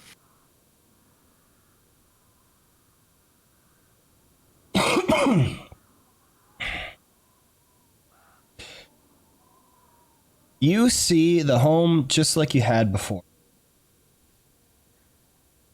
Door a little bit open. The moaning sobs continuing once again through the still gray streets, coloring your thoughts with sadness. The 2-story townhouse where Mad Mary awaits sits in front of you. You have the kid along with you. Go ahead and enter. I'm sure he's really excited about this. Why would you bring me to her place? You're gonna be safe. Don't worry. It's okay. She's just crying a lot, but she'll get over it eventually. She just has a case of the sads. She just has a lot of feelings. I mean, your parents are drug addicts. How could this be worse? Are we grooming this kid to look more like a girl too? Or are we like trying to make it hey, we found your daughter. We found your daughter. Oh God. Here, eat this pastry. You'll never know the difference. Just like put a mop head in a bunch of mud and put it on his head. Tears covering her eyes. She'll never be able to see. All right, doing the talk. Yeah, it's cool, kid. It's totally this. And we're the good guys. We're saved you. Put you with this woman. Yep.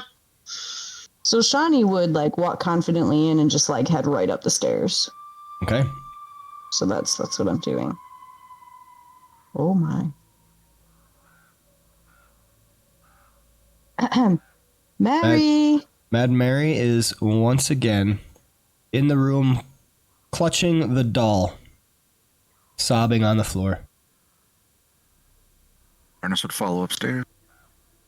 So Shawnee is specifically not using calm emotions. Say if anybody's watching him while we're all walking along, like his hands are like shaking a little bit, like there's like a shudder to him.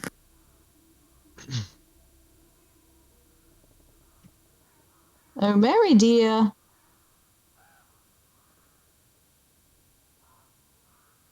He's still got the same big old grin and happy demeanor, but like he can't control his muscles, it seems. Oh, it's like you have a affliction. It's like I'm manic or something.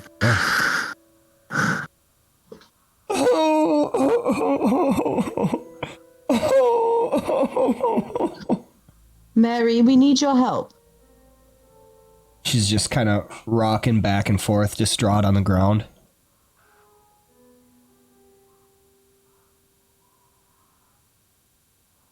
So Shawnee tries putting a hand on her shoulder. Mary, can you hear me? Oh, it's you. You're back. Did you find Gertruda?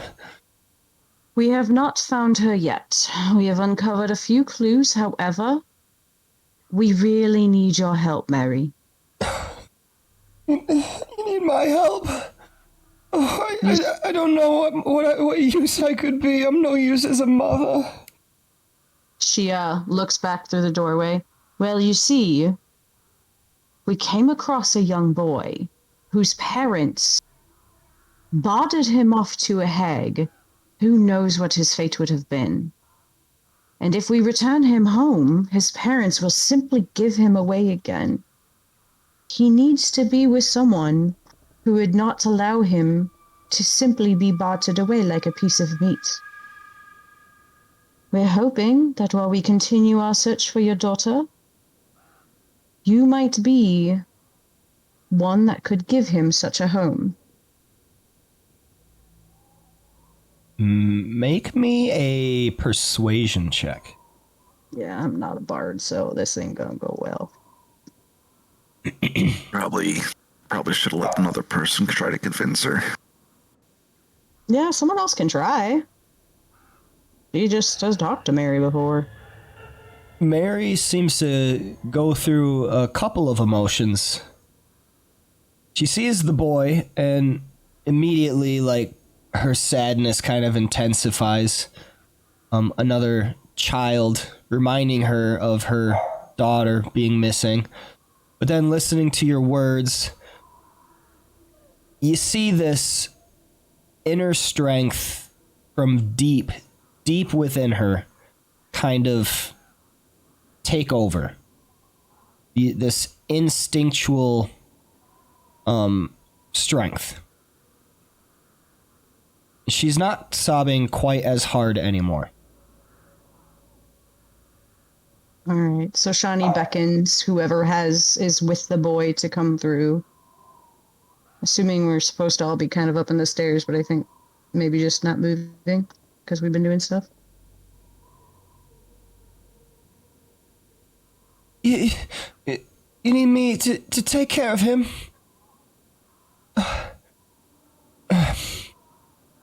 You find my Gertruda. I'll take the boy in. We are doing everything we can to find her. We're asking whoever we come across and actively searching.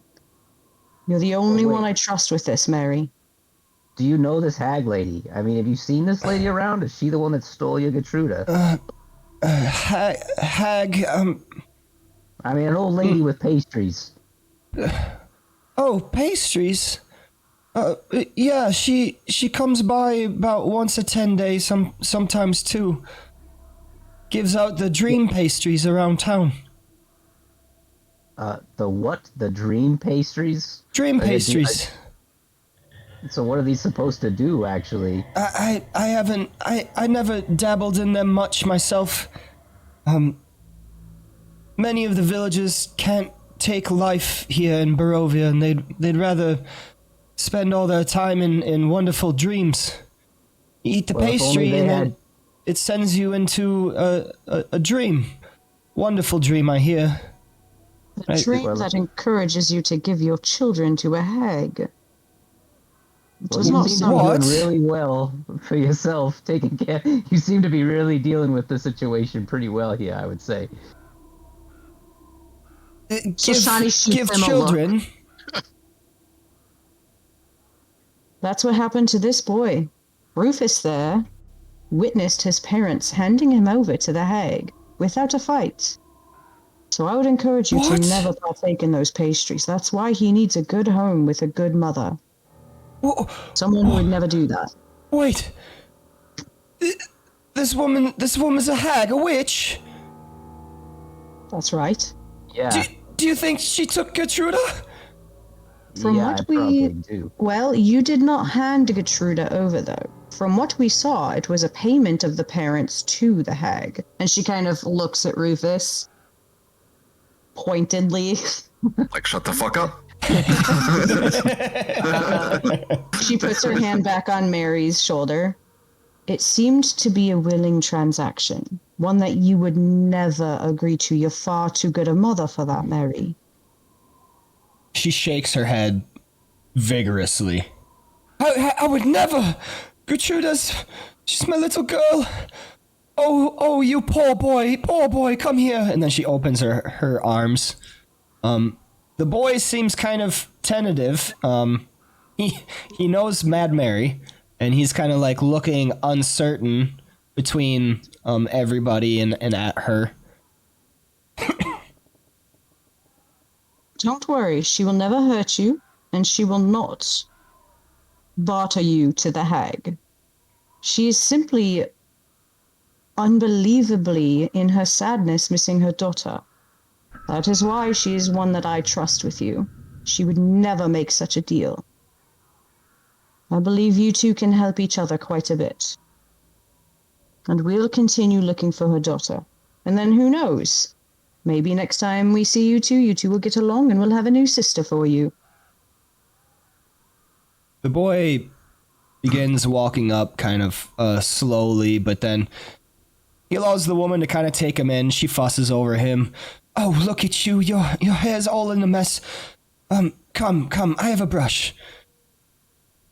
And then she takes the boy out into another room.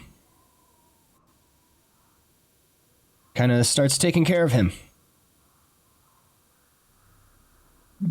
While walking past,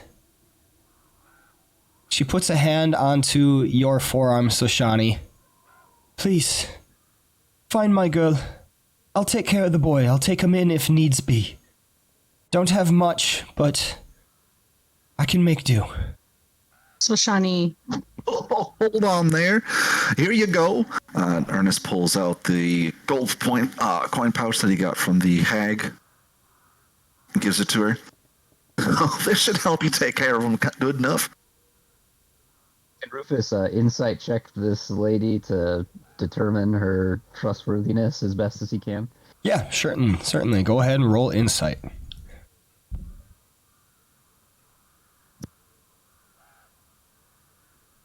$15.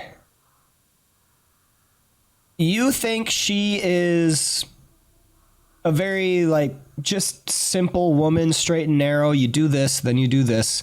Methodical. What's the word I want to say? straight shooter. Genuine. Principled, I guess. Maybe. Not like goody two shoes or anything like that. It was just like, nope, this is what we do. You know, you don't get the sense that she looks for an edge or anything. Like, if something's difficult, that doesn't mean you don't do it. It just means it's difficult. It is what it is. She just kind of takes life as it comes. So you think she's rather trustworthy. What she's saying because that's what she really intends. She doesn't really see a point in lying or anything like that. I look crazy, Mary. We're gonna have you hang out. You take care of this kid. We're gonna go look for your daughter, among other things. If you see that crazy twat carrying some dream pastries, you shut the door and you don't freaking talk to her at all. Yes, of course.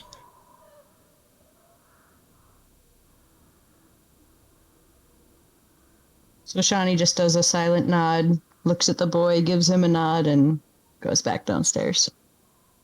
You take care, little one. No more pastries. He shakes his head. No.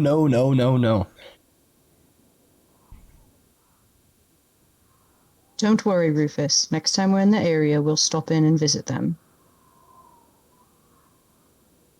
I'm gonna find that twat's gonna be hard to steal her kids without a cot. I don't know, we should Well, if I know anything of the Fae, she looks at him, they'll always find a way to get what they want. That's true, I guess. I don't think it would be bad to pay them a visit and make sure. She seems to be quite honest, but grief can overcome an emotional person quite easily. Hopefully this distracts her and gives him a good home. I know without a doubt she will not give him up easily, though.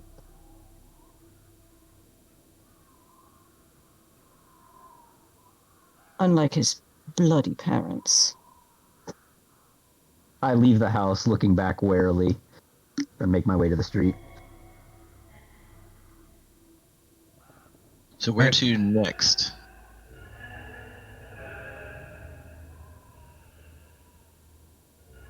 Well, before we came across that hag, we talked about stopping at the inn. Yeah, looking Right. for information on Gertruda, right? What's that her name? Yeah, Yes. Gertruda. I'm not gonna lie, Nicole feels really good that kid has a home and Mad Mary has something to take care of besides just, crying. He's doing such a good job of it, though.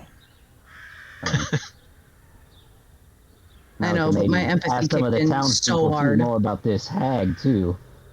Somebody's got to know more about where this hag is at. Well, we This do bitch. have my 4 fresh pastries. Perhaps we can use them. They do seem to be as a drug to addicts. Perhaps we can use them for good purposes. We are not going to bribe people with the corpses of children. Well, I'm not saying we actually give them to them. We just offhandedly imply if they help us, we have a free pastry for them. Ernest kind of glares at you a little bit. Fine, fine, fine. See where you get with your morals, brother. Stupid morals always getting in the way.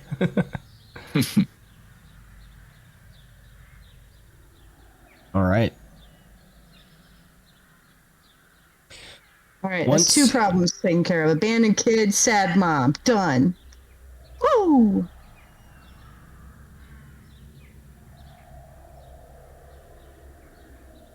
God, these maps are so huge. That's what she said.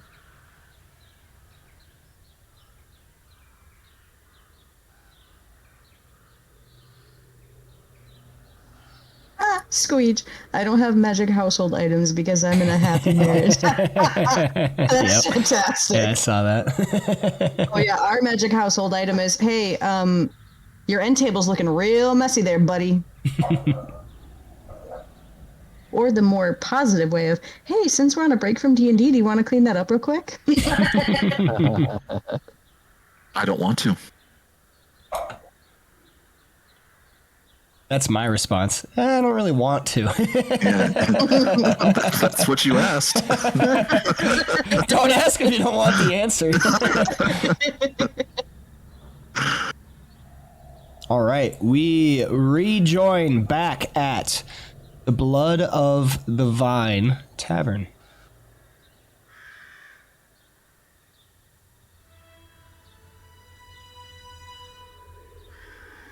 Anybody in there?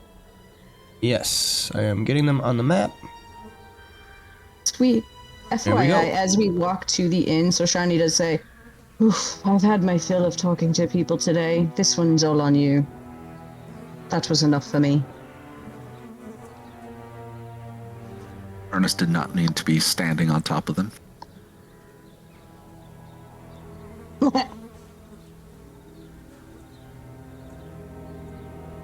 Welcome back, kitty.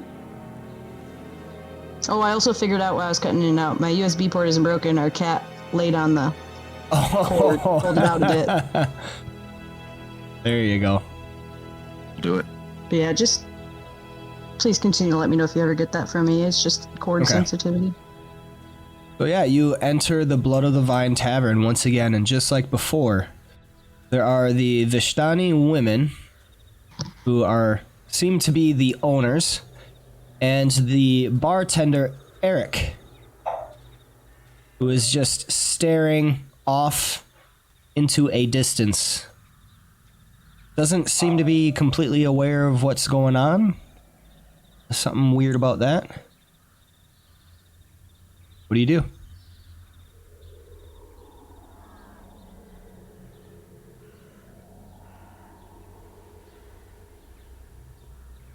All right. Rufus is gonna go in there a little bit hot, I guess. No. Rufus. Hi. Shock Bro, Pikachu face. Shocking. So the Vishtani, I'm like, hey, I got this cot out here. Anybody interested in a cot? Know about this thing here? Anybody? And I'm like getting kind of in the face of the Vishtani in an attempt to try to get some more information. Anybody looking for a cot an old lady might be needing? Got some pastries on it. Know anything about that? How about you? They do that thing where, like, when you first entered, they didn't even turn their heads, and they're just, like, talking quietly to each other and drinking their cups, but then when you make your presence known, they slowly kind of turn their heads to, like, who the hell are you, you know? And one of them responds, a cart? Sorry, I don't understand. Perhaps go to Bildreth's Mercantile? He may be able to help with that. Then turns her head back. Oh, a cot. Maybe, what about a pastry? Know anything about pastries? Anyone around here could maybe sell me a pastry or something? If it's pastries you're looking for, an old woman comes by and sells them. So I would not suggest it. And why not? Bad magic.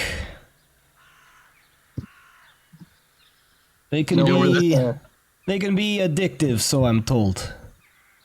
know where this lady comes from? No idea. You're saying you like live here, you own this tavern in the middle of beautiful Barovia, and you got no idea who's slipping addictive chemicals into pastries in your town? We Vishtani keep to our own. Don't ask questions, because when you start asking questions, other people start poking into your business. Oh, you can poke into my business. We have this tavern. We are taken care of.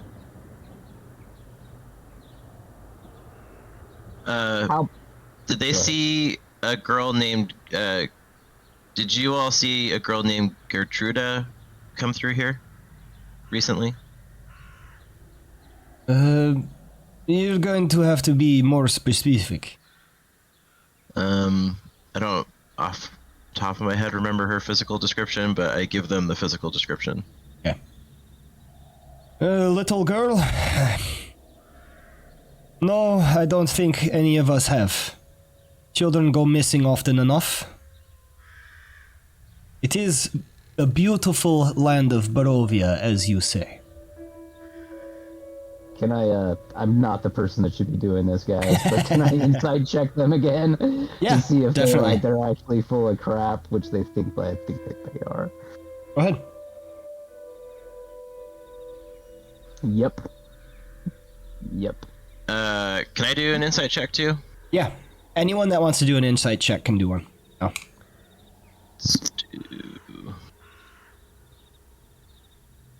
I do.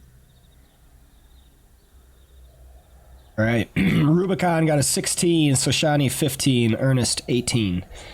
Nice. Rufus. Sounds good. These are some straight shooters. You can definitely trust them.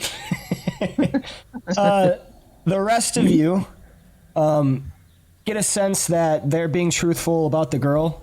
Whether or not they saw her, it's hard to say if they're lying or not. It's probably just something that like they just don't pay any attention to. It's kind of whatever. If they did see her, would they even remember? It's kind of one of those things.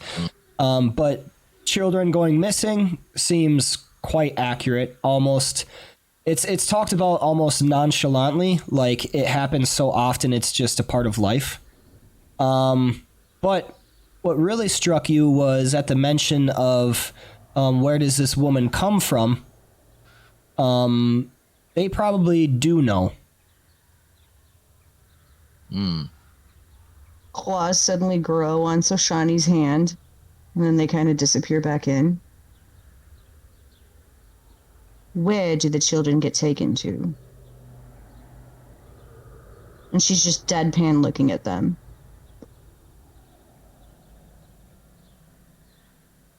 I believe I have already said I don't know.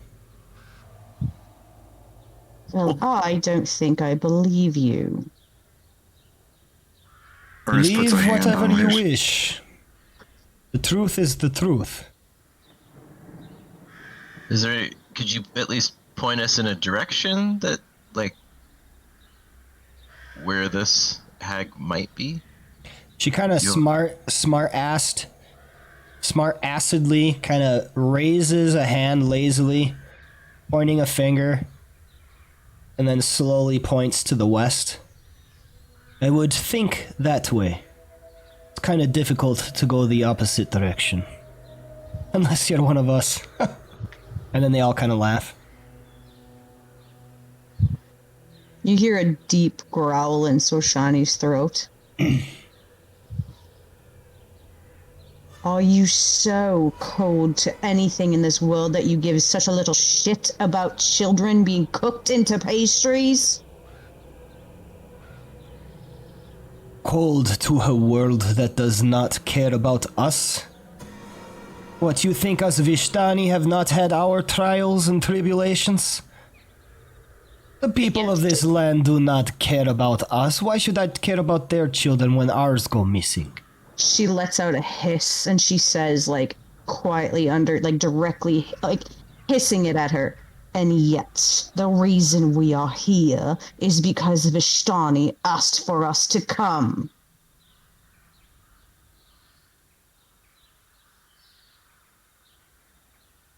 She just goes, bah, turns back and taking a drink. She looks at her brother. Oh, brother, stop me from slaying them all, I swear. Say, Ernest is pulling out that rough map that we were given.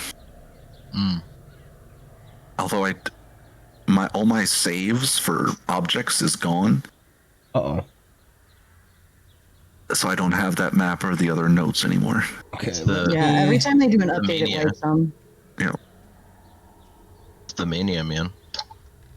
While Ernest starts whipping out the map on the table there, Rufus is kind of trying to duck back and kind of go up to the stairs where I think last time they tried to like escape up the stairs. I'm just kind of a little bit pissed at them and just going to cut off retreat if possible. Just not saying anything, just kind of flying and steadily getting up to the stairs. There is that map. There we go, thank you. Alright, got it saved. Okay, want to repeat that, Rufus? You're going to the top of the stairs? I just want to cut off retreat because I think last time they... Oh, gotcha. Went up the stairs. I just kind of want to just put myself in between a potential retreat for them. Gotcha. They walk up.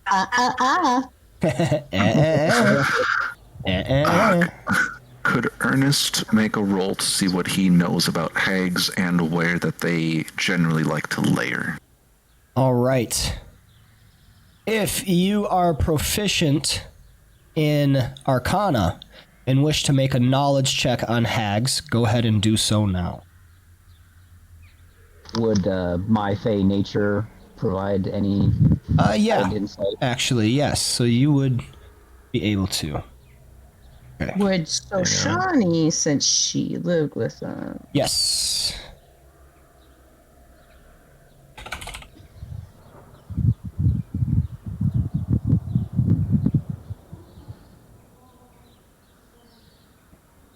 Okay, Ernest got a 13. Dahlgrim got a 20. Rufus 17. Rubicon 3 and Soshani 10. Ouch. Way to go, D-Grim. Yeah. I don't know why that landed in the tower, but it did. I have it set up that way. Ah. There's not a way I can do it only for stealth. It keeps wanting to do it for all of them. I'd have it only for stealth. Okay, that's fine. I do like that you tell us afterwards, though. Yeah, I'll probably just be in the habit of like telling you actually what you got. Okay. Dahlgrim, as well as Rufus. You know that hags are a type of fae that is evil. They are twisted, sly and subversive tricksters. They're definitely evil, but they're not just like trying to fight. They're also like the tricksters, and they're always trying to like make deals and stuff like that. Specifically, there are different types of hags. There are anise hags, bur hags, green hags, night hags, sea hags, different stuff like that. Let's see.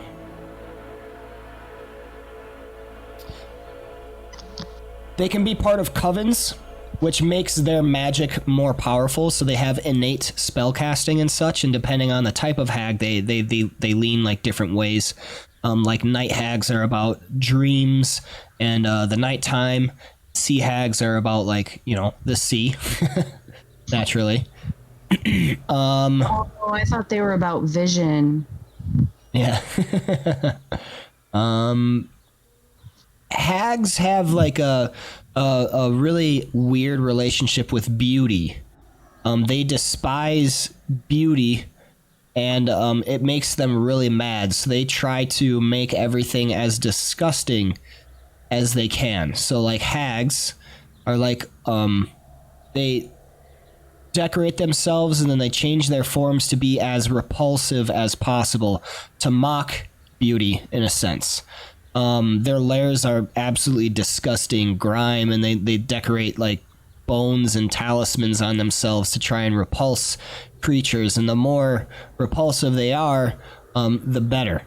They're always trying to make deals. So like one thing about the Feywild is any deal you make is like a contract. You got to be really careful when talking to Fey, but especially hags, because they are masters of spinning deals and working these contracts in, and it always benefits them in some way. If it's not readily apparent, it will come in time where you all of a sudden find out like, oh shit, that was a really bad deal. They twist deals to be good for them and bad for you, even if you think you're getting a good side. So it's good practice not to make any kind of deal with a hag. And then they can be in covens, so a hag by itself is a formidable foe. But if they gather in a coven, which is like 3 hags, their powers are intensified. So the coven is greater than the sum of the 3 hags individually. Right. They have... Let's see.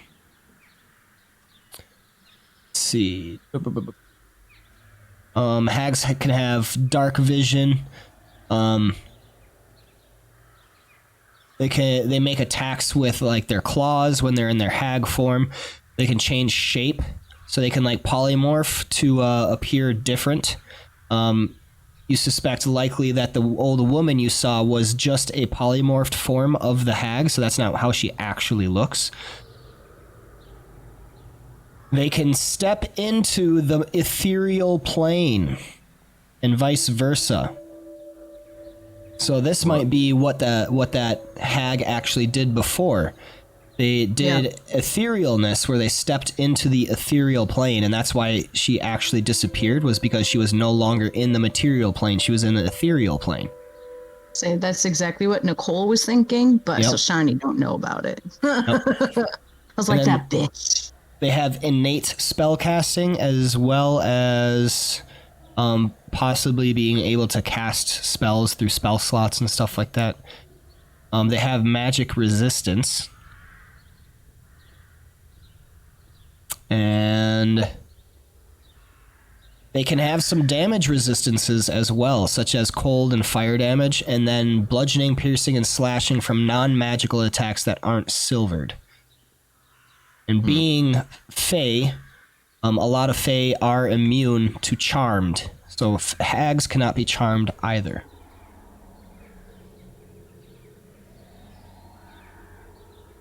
So they sound like a treat. Oh, Right. Yes. Do we get the sense that this is something that's like beyond our level? Make a martial check.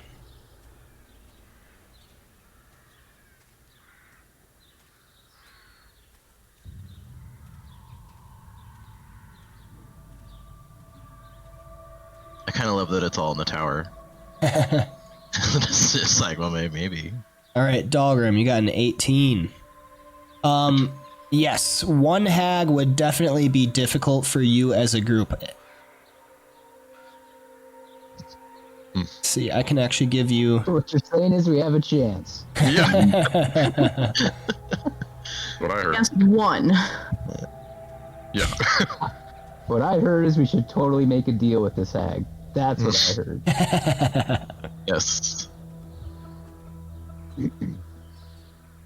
But more importantly, hey Vishtani, like point on this map where you think this hag may be hanging out. All right. So to better describe Dahlgrim, a single hag would be a hard difficulty for you. Not deadly, but hard Okay. at your current level. All right, so you pull out the map and then show it to the Vishtani, and she just kind of like rolls her eyes like, if I tell you some of the things I might have heard, will you leave us alone? We're having a drink amongst friends right now. Yes, of course. Guarantees. I hear they come from the Old Windmill, west of the castle. That would be... Right by Vallaki. Oh, side quest. Well, we gotta pass by there anyway. It's a convenient side quest. Until we die. Well, that could be convenient too. I saw some green. There you go. Yeah, it's going underneath it, though. It's weird. I'm gonna add a... Or layers to the map, the image.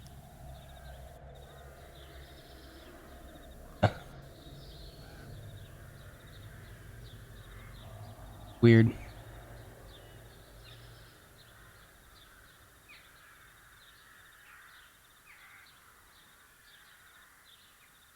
It like saves the image, but it's not on a painting layer, so I can't even bring it to the front. But yeah, where that green is, that's where the Yep. Rufus would probably roll his eyes and be like, was that so hard? And then just start walking away once we kind of know where we're going. You did not hear that from us. You understand? Of course not. We just happened upon it. Now please, Sure. leave us be. Much appreciated. You'll have a good afternoon. Oh wait, what time is it? It is... 8 in the Let's morning. see, probably like Oh, yeah, good probably morning. 8 in the morning. No, a little after 8. Say Yeah, switch that- 8:15. Switch that to morning.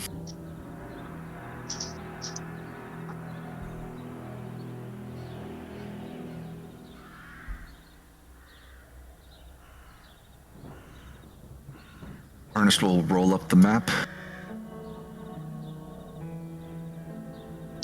So we're not leaving to Vallaki until tomorrow, is that right? Correct. Okay. And the only other thing we could do in town is try to take on the Death House. Well, and find more information on the daughter. We have no idea if the daughter got taken by the hags or not. Very easily could have been taken by the werewolves that we discovered on the way here. Or any other numerous amounts of crazy things that seem to be happening in this place.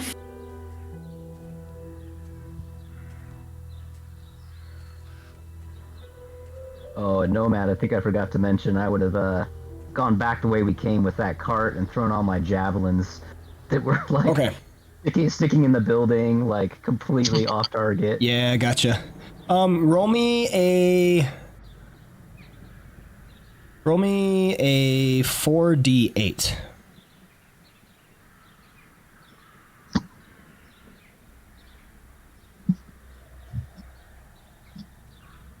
Oh, why did that do that?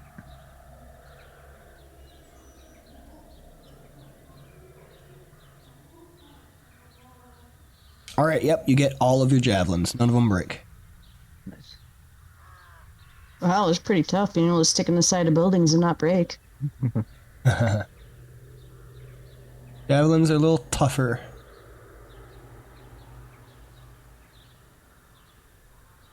Alright, where are we going now?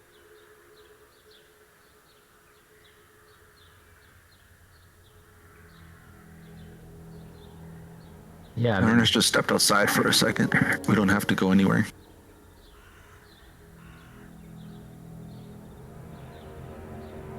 do you think we'll need any other supplies for traveling tomorrow? Or we're just basically waiting until the evening, right? As far as you know, yeah. I say that because Ismark would be back at the Burgomaster's mansion. So if you wanted to kind of figure out any more, it might be a good idea to go back there, talk with him.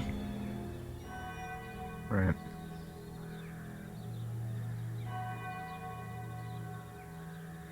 All right, Ernest, where do we go next, man?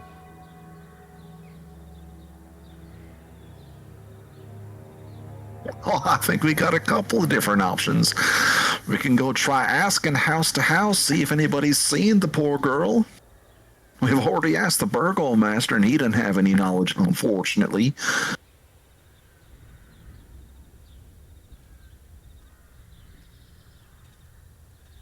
I think the Vistani has been about as patient with us as they can be, and I don't think we're getting anything out of that bartender besides a shitty beer. Yeah, there's something off with that guy. What do you mean?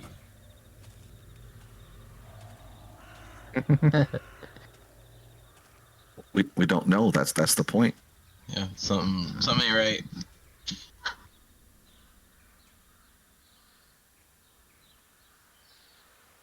What do you think, Rubicon?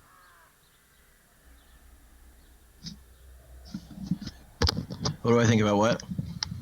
What's next, man?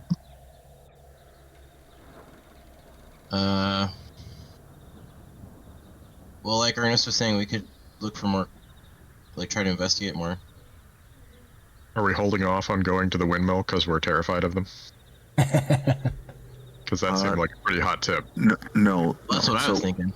The windmill is super far away, and we're going that direction anyway when we bring Esmeralda.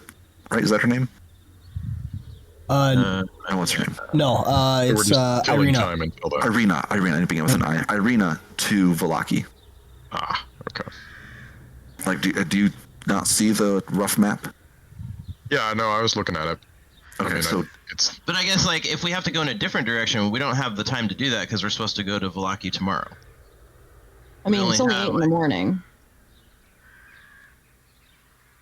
So we're the village bar, is that an R? Whatever it is, that's where we are, right? That circle between the two, village and bar. The little bit of green that's to the left of it, that's where the windmill is. And then to the top left of that green, there's a little circle with a V next to it. That's Vallaki. okay. I'm in the middle of trying to make you guys a better map to color code and it if- so you can tell the difference between roads and rivers and stuff. Yep. And the Vallaki camp that we stopped at took us most of the day to get to, and that was the circle along the river. So if that's a half-day journey, getting to the windmill is probably going to be a full day, maybe a little less. And then Vallaki is going to be a full day, assuming nothing happens at the windmill, which, come on, we all know something's going to happen. So then, yeah, let's just knock on some doors until evening comes, yeah? Yeah. I think another Or- good start or would maybe ask to those walk the... parents. No, I think another good start... I should say this in character. Perhaps we should also circle around the town, look for little girl footprints walking in and out. My sister here's got a nice nose for that type of stuff. She's good at survival and tracking, I think, anyway. Part of me wants to go confront the parents of that kid, too. You know, rough them up a little bit. What's that gonna do? They already lost their kid. They're already hooked on drugs. I don't know. Shaking them up a little bit ain't gonna do them no good. It's gonna do me a lot of good, though. Oh, the world ain't about you, Rufus. Yeah, this world maybe.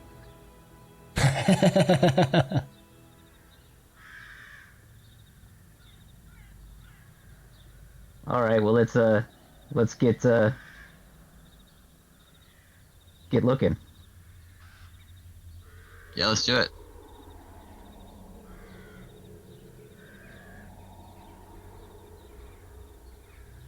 Okay.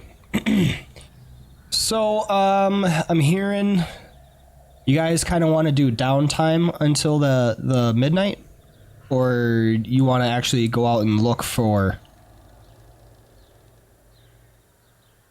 Gertruda? Oh, we're gonna try to circle the edge of town, looking Okay. for footprints leading in or out, seeing if we can pick up on a trace of Gertruda. Gotcha. Okay. Especially since Soshani got to smell some of her toy. Didn't you? Like you got her scent? Not as a wolf, though. I don't know how that works. Like, she wasn't a wolf when she smelled it. Well, the toy is still there, so if that's something you want to do, we could do that. So that's pretty interesting. Yeah, we could do that.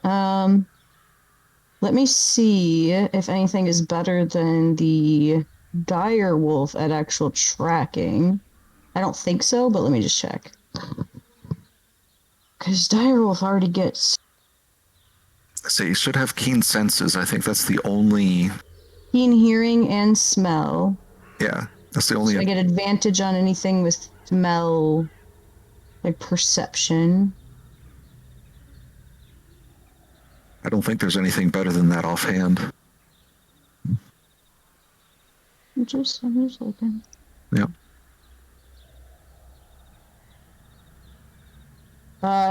The wolf gets keen hearing and smell, but also gets perception +3.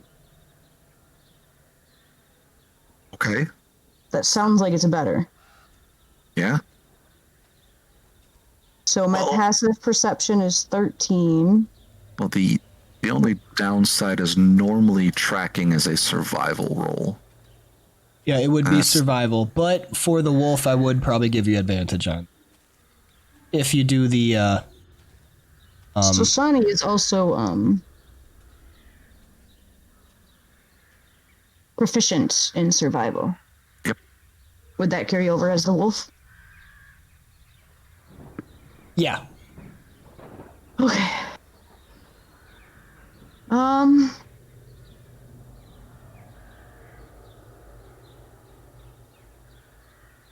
So I think wolf would be.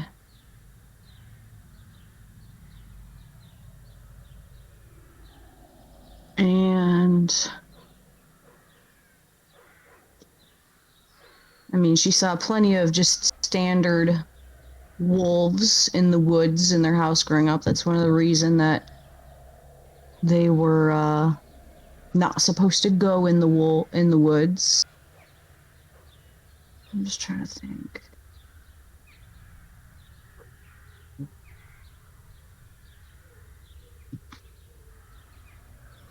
They're written different, but yeah, I think they get the same passive bonuses. They're written very weirdly, like how different they are written out. Okay, nope. So Direwolf does not get the +3 perception. Only the wolf does. Right? I'll just be a wolf then. Since this isn't for a fight. Say, well, like, give us the most amount of time, so we'll wait until we have the toy Nope, I know. in hand.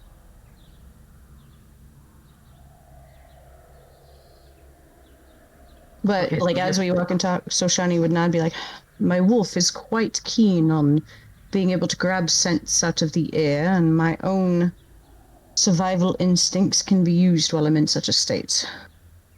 Can Does we anybody just really quickly like fly into Mad Mary's house? Like just quietly, just as quick as he can, find this little toy and then bring it back to Shoshani. Yeah, we don't have to role play Okay. that, We definitely. can just Yeah. fast travel it. Yeah. All right, so finding the toy, And Sashani morphing into wolf form. I got it. Hold on. I'll do the noisy noise. Oh, it's such a little baby wolf compared to the dire. They're so cute. It sounds like a puppy. I love it.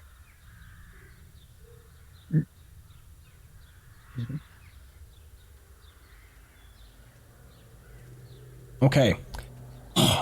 So, Shani, you are trying to find any sign of tracks to follow. Please make me a wisdom perception check with advantage. See if you can find anything. All right. She's sniffing like crazy too, like a bloodhound, but wolf form. You pick up a very, very faint scent. Okay. Now, Sweet. now you got a track. So we're going to use the track for traveling. So this is a wisdom survival check. I will give you advantage on this as well. Okay. So, Ooh, can I cast guidance on Soshani for this? yes. So you would make a wisdom survival check against the terrain DC to follow the tracks of your quarry. If you fail by less than 5, you're having trouble following, and your travel speed is halved for the travel leg. If your check fails by 5 or more, you have made a mistake, and you move away. From the quarry. If you rolled a total of 5 or lower, you got lost. And yeah, so if you succeed, basically you can just kind of find it. All right, make me a wisdom survival check with advantage.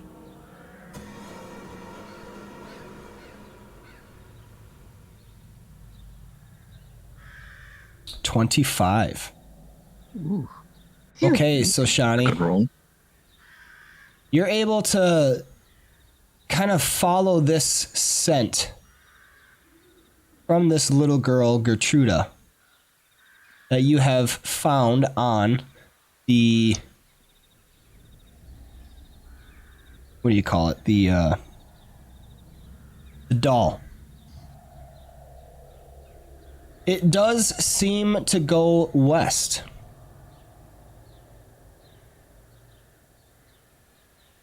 Okay, so she would kind of do that, like, point to the west and, like, let out, like, a small howl. So as to not, alert too many people, but let the others know. And she'd go that way. Okay. She would follow it for sure. It would be taking you out of town. And we're all following her. Yep. So Send it. You're leaving town? Let's do it. Yeah, so Okay. I guess, and it would depend on like how long we're out of town because we do want to be back for tonight. Well, like Okay. I said, it's the morning. So We're not going more than half a day we away. have all day. Yeah. Okay. Yeah. Gotcha. Then we are going to begin some travel.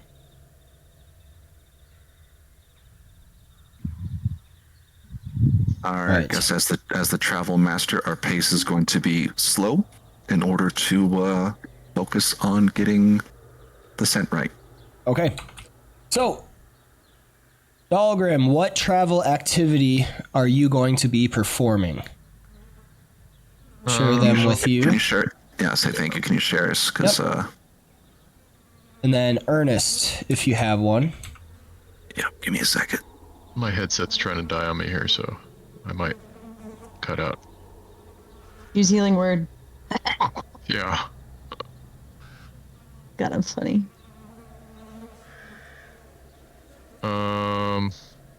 Are we going through like uncut terrain? Because Trailblaze seemed like it could be something that would suit my strength. So Shani would seem to be following the road, so no.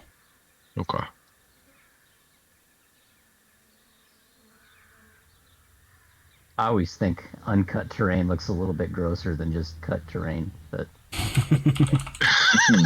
Jesus. See what you did there. Nice. I mean, it's technically not child mutilation, so.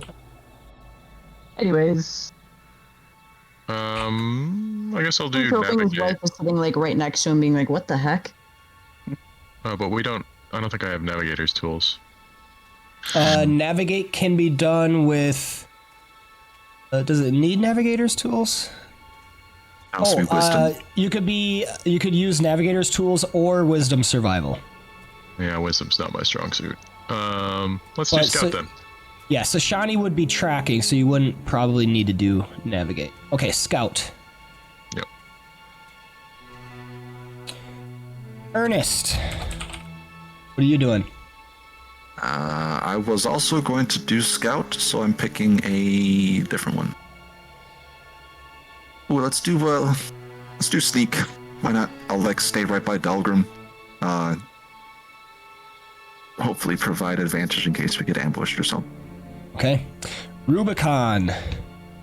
Can I keep watch? Is that an option? Yep. Okay, And I'll do then that. But it Rufus. I will scout up and flying 60 to 70 feet in the air. Okay. All right. So, Dahlgrim and Rufus, please make me an intelligence investigation check at advantage because you are moving at a slow pace. I got booted trying to join back. Okay. Yeah, I saw that. I don't know what's going on there. It said I see lost connection to cloud service. I think I may be ducking, but I don't know why Right. it's kicking you but not me. Sure. Or any of us. All right, and then Ernest made at normal. Okay, I see that. Rubicon, please make me a wisdom perception check made with advantage. Is I And supposed to then- roll with advantage? No, moving at a slow pace just allows you to sneak Right. at normal. And then if you were That's to what- move at a normal pace, you would make it with disadvantage. That's what I thought. Right.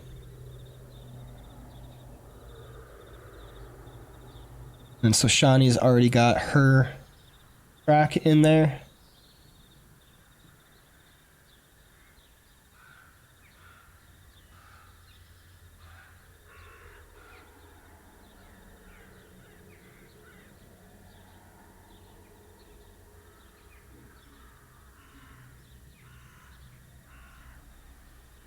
All right, Dahlgrim, whenever you got it.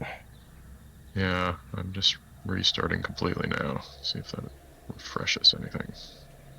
Okay. Oh no, my headset's trying to die on me. I gotta get wired ones, guys. Have a wire, it's just not long enough. Yeah. Story of my life. Yep. Giggity. I'm glad somebody bit on that. I mean, I'm here for you, Google.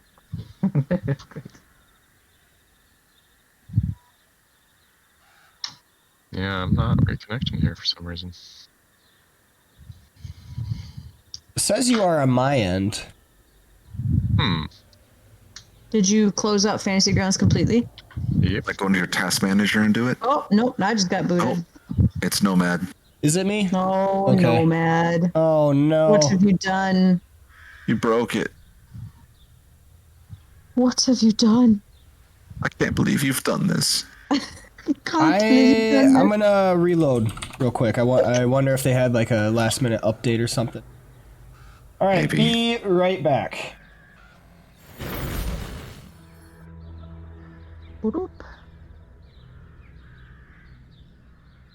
Hopefully all is well.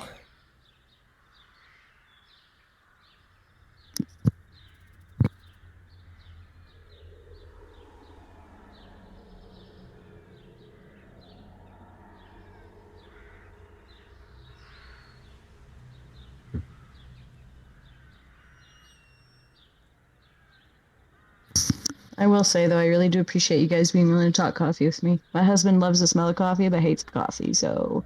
Oh, man. I'm still digging the tea. I like tea too, man. I really dig black tea and green tea for that matter. I like it all. Yeah, same. And I've just been drinking it plain. Just, Well, do you guys play Call of Duty? I do not. I think there's a Hate that teabag game. joke coming. There was. Yeah. I play Battlefield, so There absolutely was a teabag joke coming. Oh, y'all know me too well already. All right. I mean, it was pretty obvious, but still.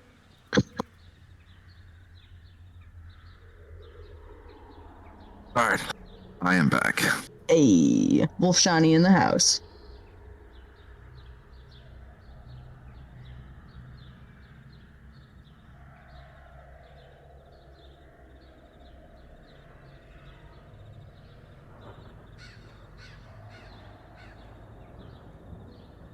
Looks like everybody's connected, just waiting to see the tokens. I don't know why I even bothered pulling up the Village of Barovia map. We're traveling. My only concern is I hope we don't have to go too far. Well, that's why we said half a day. We told the DM, and he'll let us know. Yep.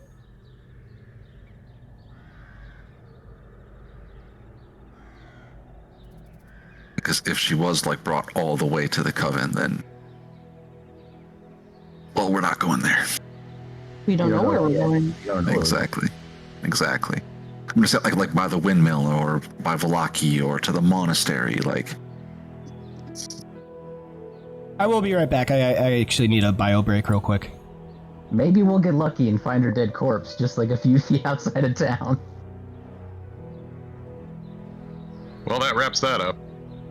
right. That was an easy side quest.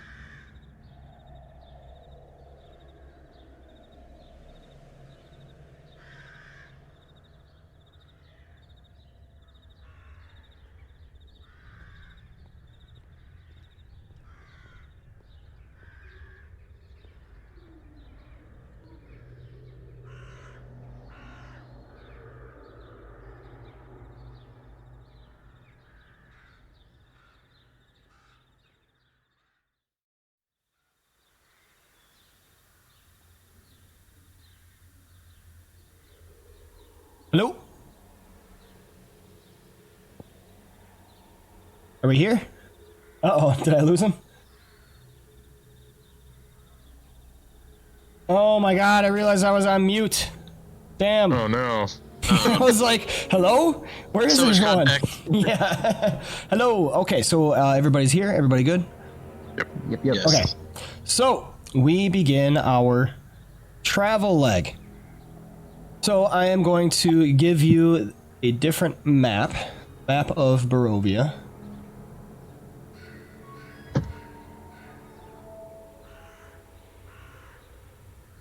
There we are.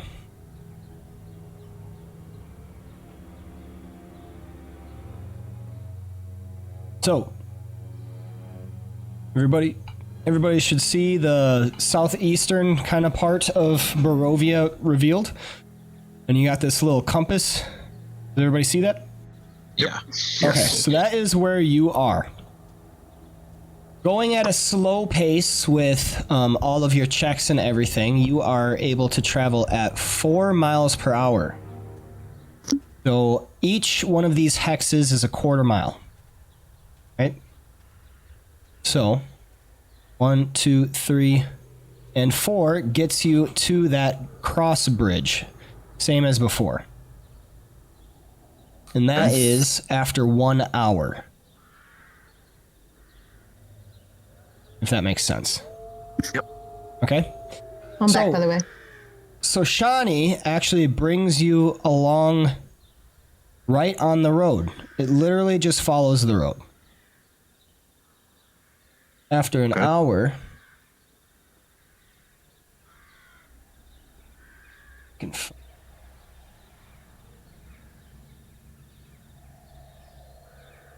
Random and...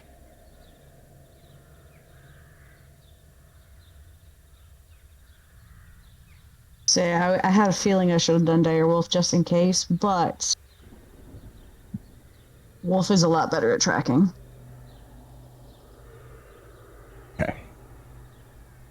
So...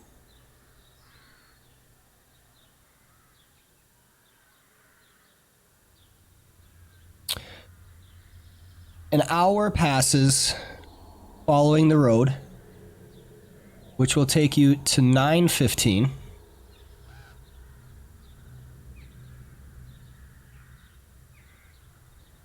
After another hour, 2, 3, 4, you get there.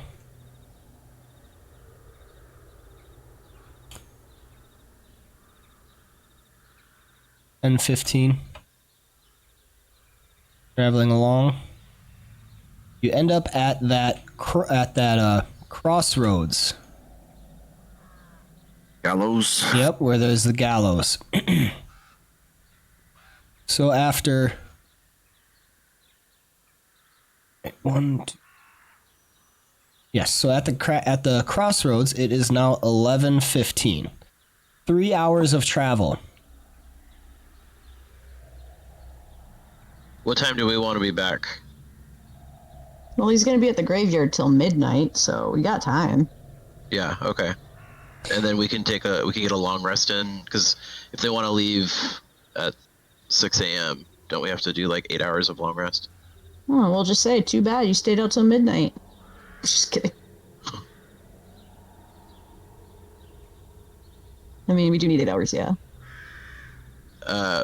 Nomad, is Merelda, or is... I forget her name now. What time is it she wanted to leave in the morning? She... I don't think it was determined. Yeah, she didn't really determine, because she was waiting until you buried the father before even entertaining talking about it at all. So she hasn't talked about it yet. You haven't gone back to convince her. Oh. Well, we're probably spending the night with them again and having to leave with them the next morning, so that's a good time to talk. And Yeah. like I said, he is there. He's at the graveyard until midnight, so he's not even going to be home to help us convince her until midnight. So there's not like a burning platform here to get out, or first thing in the morning?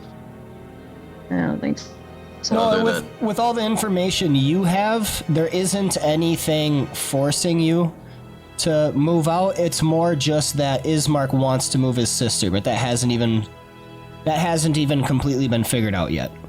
Oh. So it could end up being in another like day because she wants to spend time packing or something. Yeah, it really depends. There's no immediate sense of urgency besides Gertruda. But as you get to the crossroads, all of you see through the mist a black bird circling overhead. But when it feels your eyes upon it, the raven flies away. But it's back before long, keeping its distance. Is there still the only one, or is there more? One. All right. And about how far I'm in the air, like how far away from me can I see? So there is still the ever-present mist. I don't know, that's a good question. How far can you see in mist?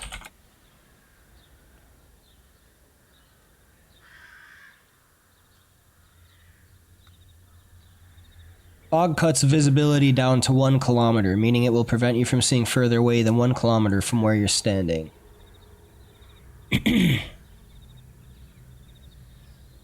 So the raven is definitely keeping its distance far enough away flying that it can keep an eye on you, but you would definitely have to go out of your way to like meet it in the air.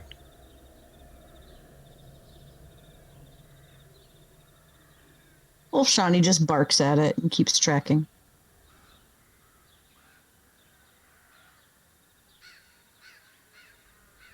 Ireena is still going to keep stealthing. That's a kilometer's a little out of his threatened reach. Yeah. All right, as you get to the crossroads, once again, the old wooden gallows creaks. And there is a well-worn road splitting here, with a signpost opposite of the gallows pointing off in 3 directions. Barovia village from whence you came, Sair Pool to the northwest, and Ravenloft Vallaki to the southwest. So Shani, your tracking brings you to the southwestern end. Road not yet taken. Do you wish to continue your travel, or do you wish to take a midday break? You have traveled for 3 hours. You can travel up to 5 hours for 1 leg. Well, Shawnee is no longer a wolf anymore. Oh yeah, that's true. So It only lasts 2 hours. yeah, so she would all of a sudden on this tracking, I mean, if for theatrics you want to say at this crossroads, she suddenly is Sashani again. Oh dear, I had a sinking feeling that might happen soon. Well, her scent goes that way. She points in the direction. Now, I know we made a promise to help them travel to a new town. However, we also made a promise to locate this daughter. Perhaps, if we provide protection throughout the night for our new friends we are going to travel with, we're able to make the move in a couple of days. My animal form can only last so long, so there's no way I can track the whole way. But perhaps if we start on a fresh day, I can change when we get to this point, get us even further, and change again. But I am exhausted of my ability to become an animal for the day.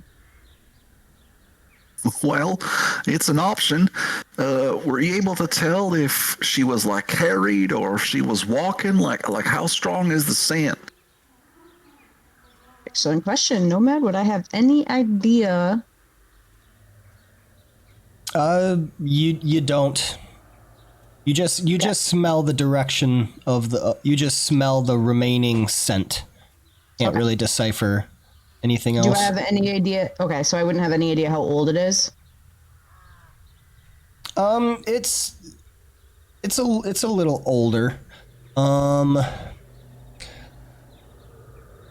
Less than a 10-day, but still. Okay, more than a couple of days. Yeah. Okay.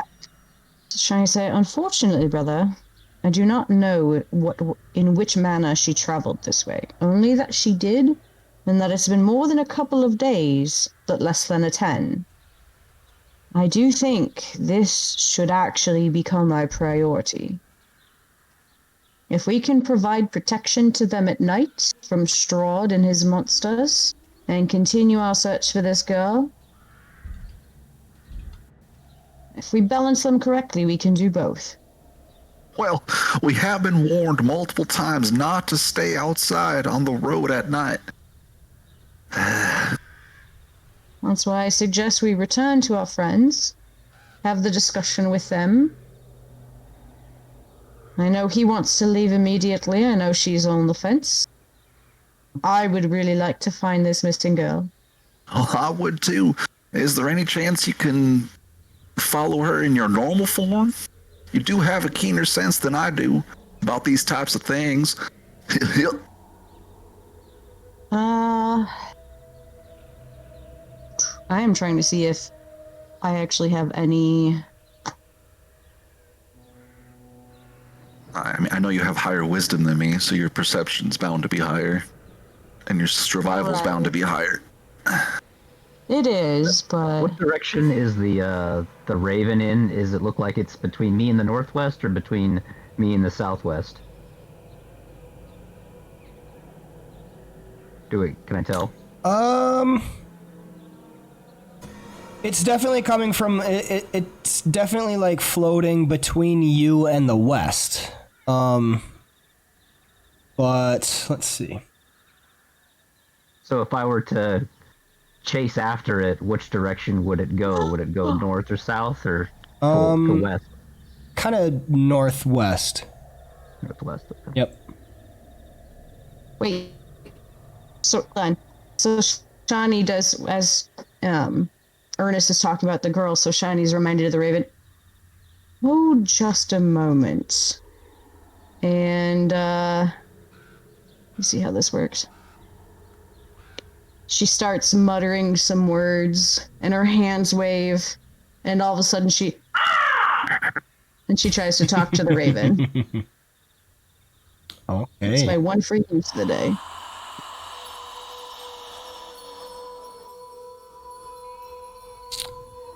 Hey, I think forgot I had that. Yeah. Nomad's like, Nicole. Okay, so... You would have to be able to speak with it, so you'd have to get close enough. Okay, fair enough. She would just walk that way and... Yeah, she would walk the towards raven's it. up in the air. Like half a kilometer away. Something like that. Yeah. So I could yell at it, though. Like how, I guess how close do I have to be? You could yell at. You could yell at it. Okay. Yeah. Okay. What do you say? She would ask, "Is the reason you're following us?" in Raven. See, I hear. that was really All good. right, so Shani, you're getting inspiration for that. That was awesome. Fishing for them inspos, huh? All right. I just really enjoy being a druid. As you pro this out into the wilderness at this raven, you see the raven's flight pattern kind of shift a little bit. Maybe you caught it by some surprise. It pauses in the air, kind of fluttering, looking down at you, before taking off.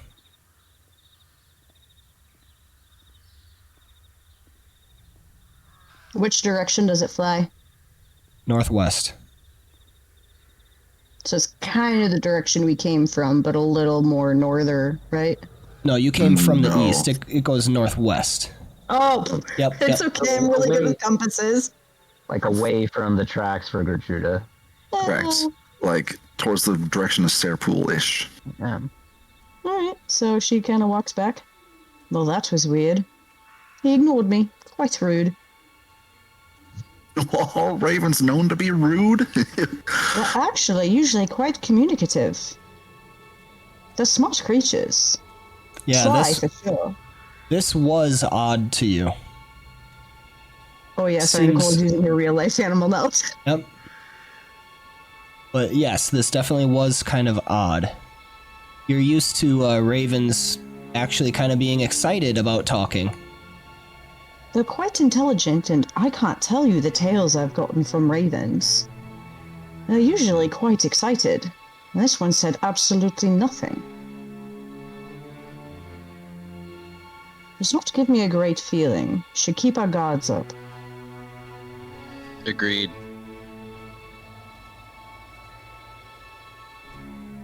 Now, I So where do suggest from we come here? back Do we here just to... head on back to the village? Yeah. She will turn her attention back on the track and see if she can, as a human Soshani, see, like, see any, she has no, like, keen smelling or anything, but see or feel, continue any of the tracking, any of the signs she recognized as a wolf.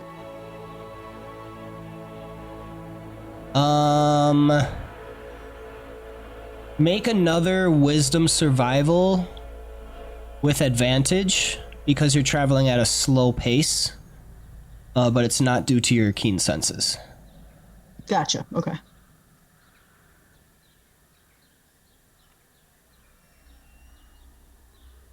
You do actually kind of pick up something, some remnant of the wolf that you had just left its form.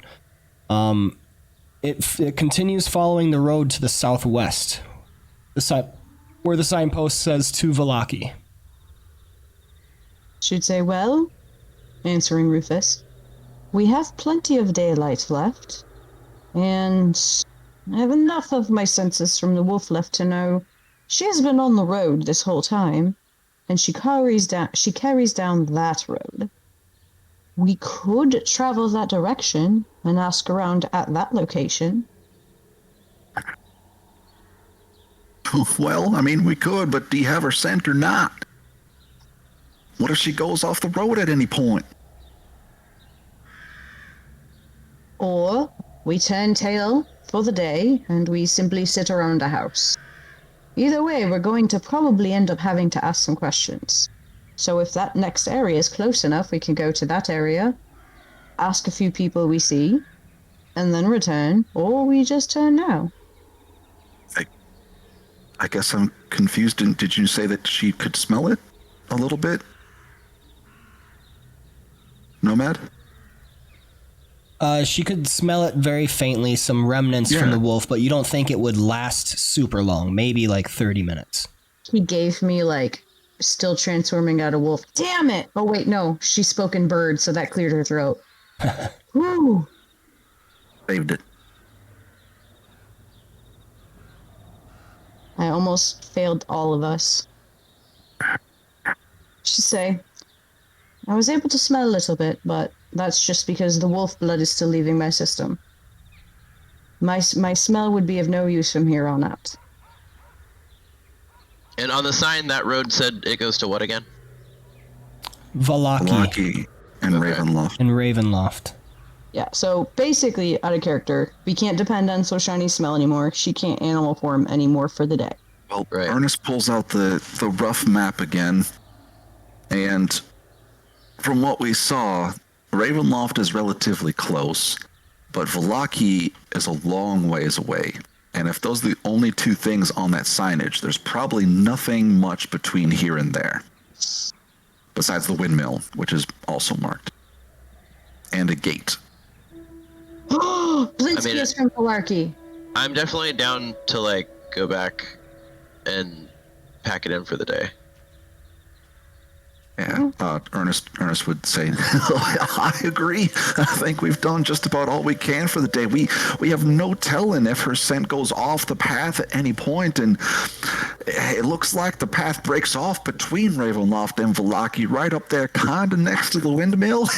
And, well, if we don't know where she went, it's kind of pointless to try to follow it. All right, so we call it for the day. Either option is fine with me. I do not feel safe not having the ability to become an animal again, especially if we were to get into a combat. I want to find that girl as fast as we can, but I don't see us right now having the means.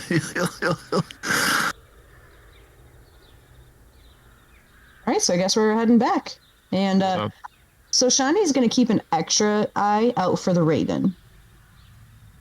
Okay. or any more ravens. Like that's what, if we're doing traveling, like that's her job. She's just looking for a raven. And I'll also be keeping watch. Ernest is going to pull out his amulet immunidor and say a prayer for the girl. His hands like kind of shaking as he's holding the amulet still. All right. So we are going to return back to Barovia. Yeah. Yeah, you hear him talking in Celestial, saying a prayer.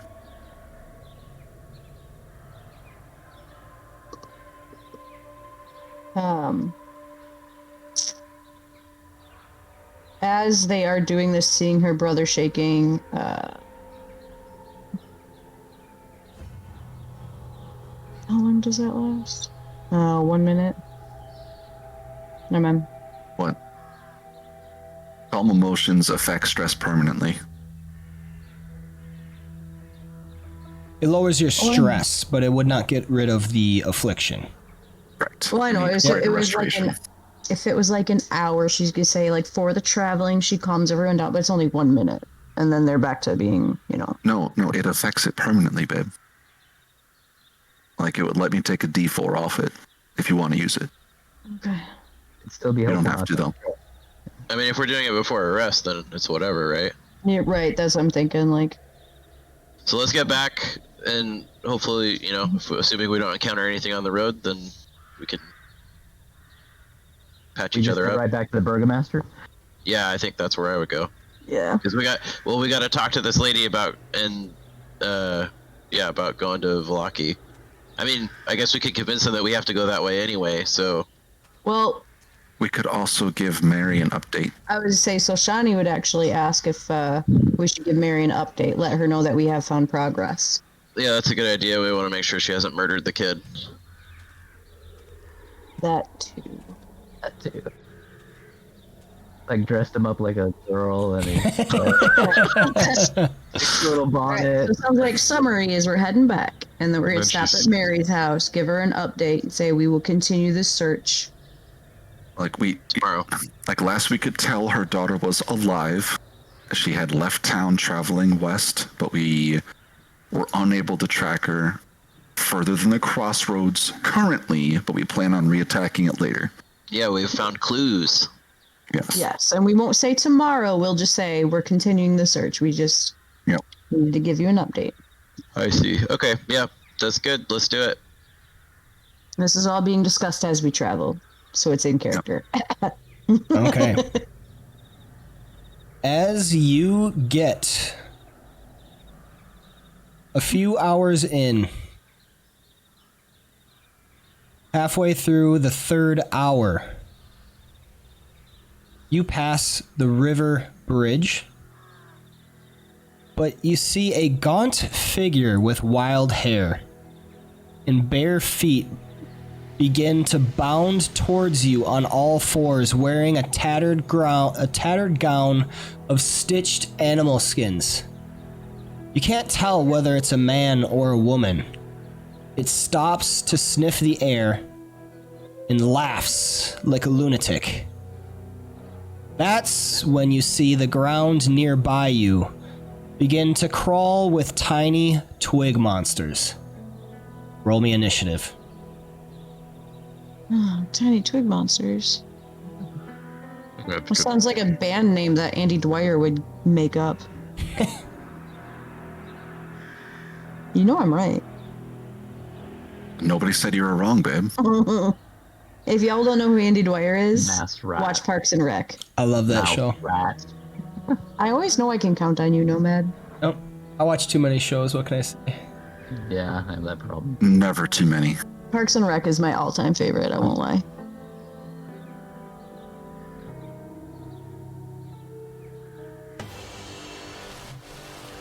I just need Alright. to have a different day of rolling dice. This day of dice has been just shit for me. Change your dice color. Punish them. No, Punish him.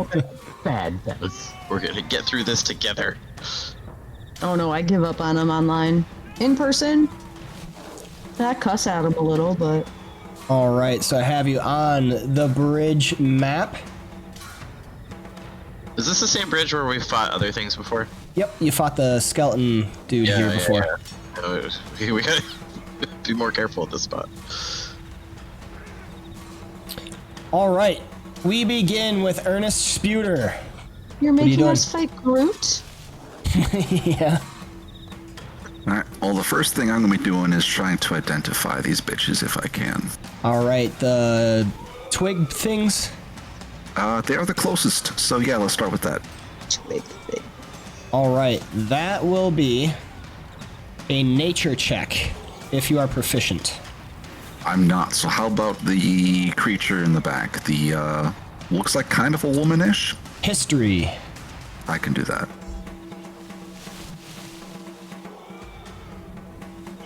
The being.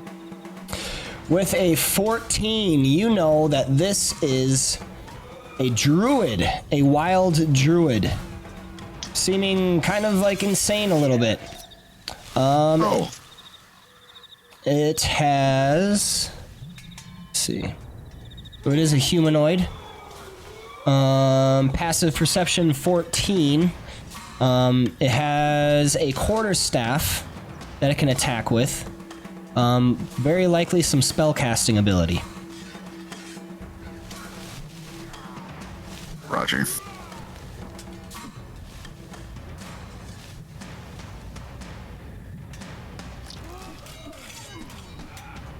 Ernest is going to move. Oh, we're not locked, by the way. Ernest is going to move here. Mick, go. Oh, never mind. No. I already have disadvantage. What's the point? So I'm going to go back. Sorry. Can you cancel the movement? Got it. Attack her with a crossbow. Okay. Double twos. Yeah, that's standing. That misses.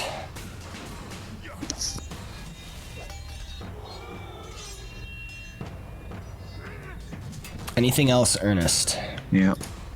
Considering it's actually going to take a step back here. And for now, end his turn. All right. Rubicon, you have received initiative. What are you doing?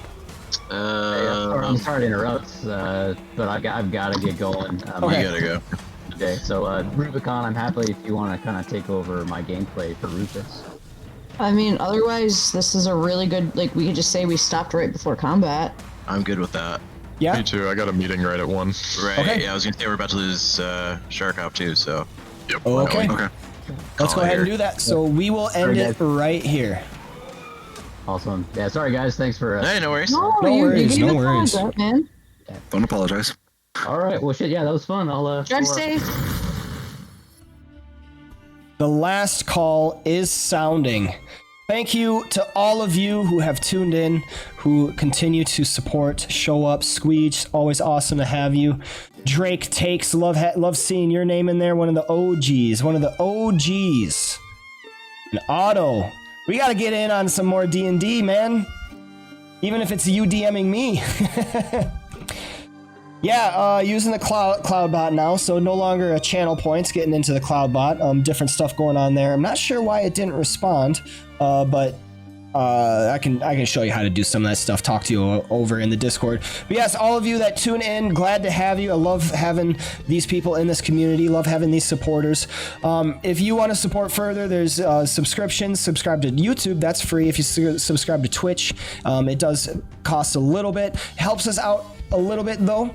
Gets you a little bit more perks. You don't see ads, I think, is one of the things. You also get some subscriber emotes. So if that's something that you're interested in, you can also do a Twitch sub for Amazon Prime. So if you have Amazon Prime, you sub through Twitch for free using that Prime subscription. But don't do it if you don't want to. It's only for those that like it and want to take a bigger bite, or take a bigger part of the community, I guess, if that's something that you're into. But this is the final salute, and we are signing off. So as everyone is leaving the tavern, go ahead and tip your mug back with whatever you're drinking. Thanks so much for being here. This has been the Tavern.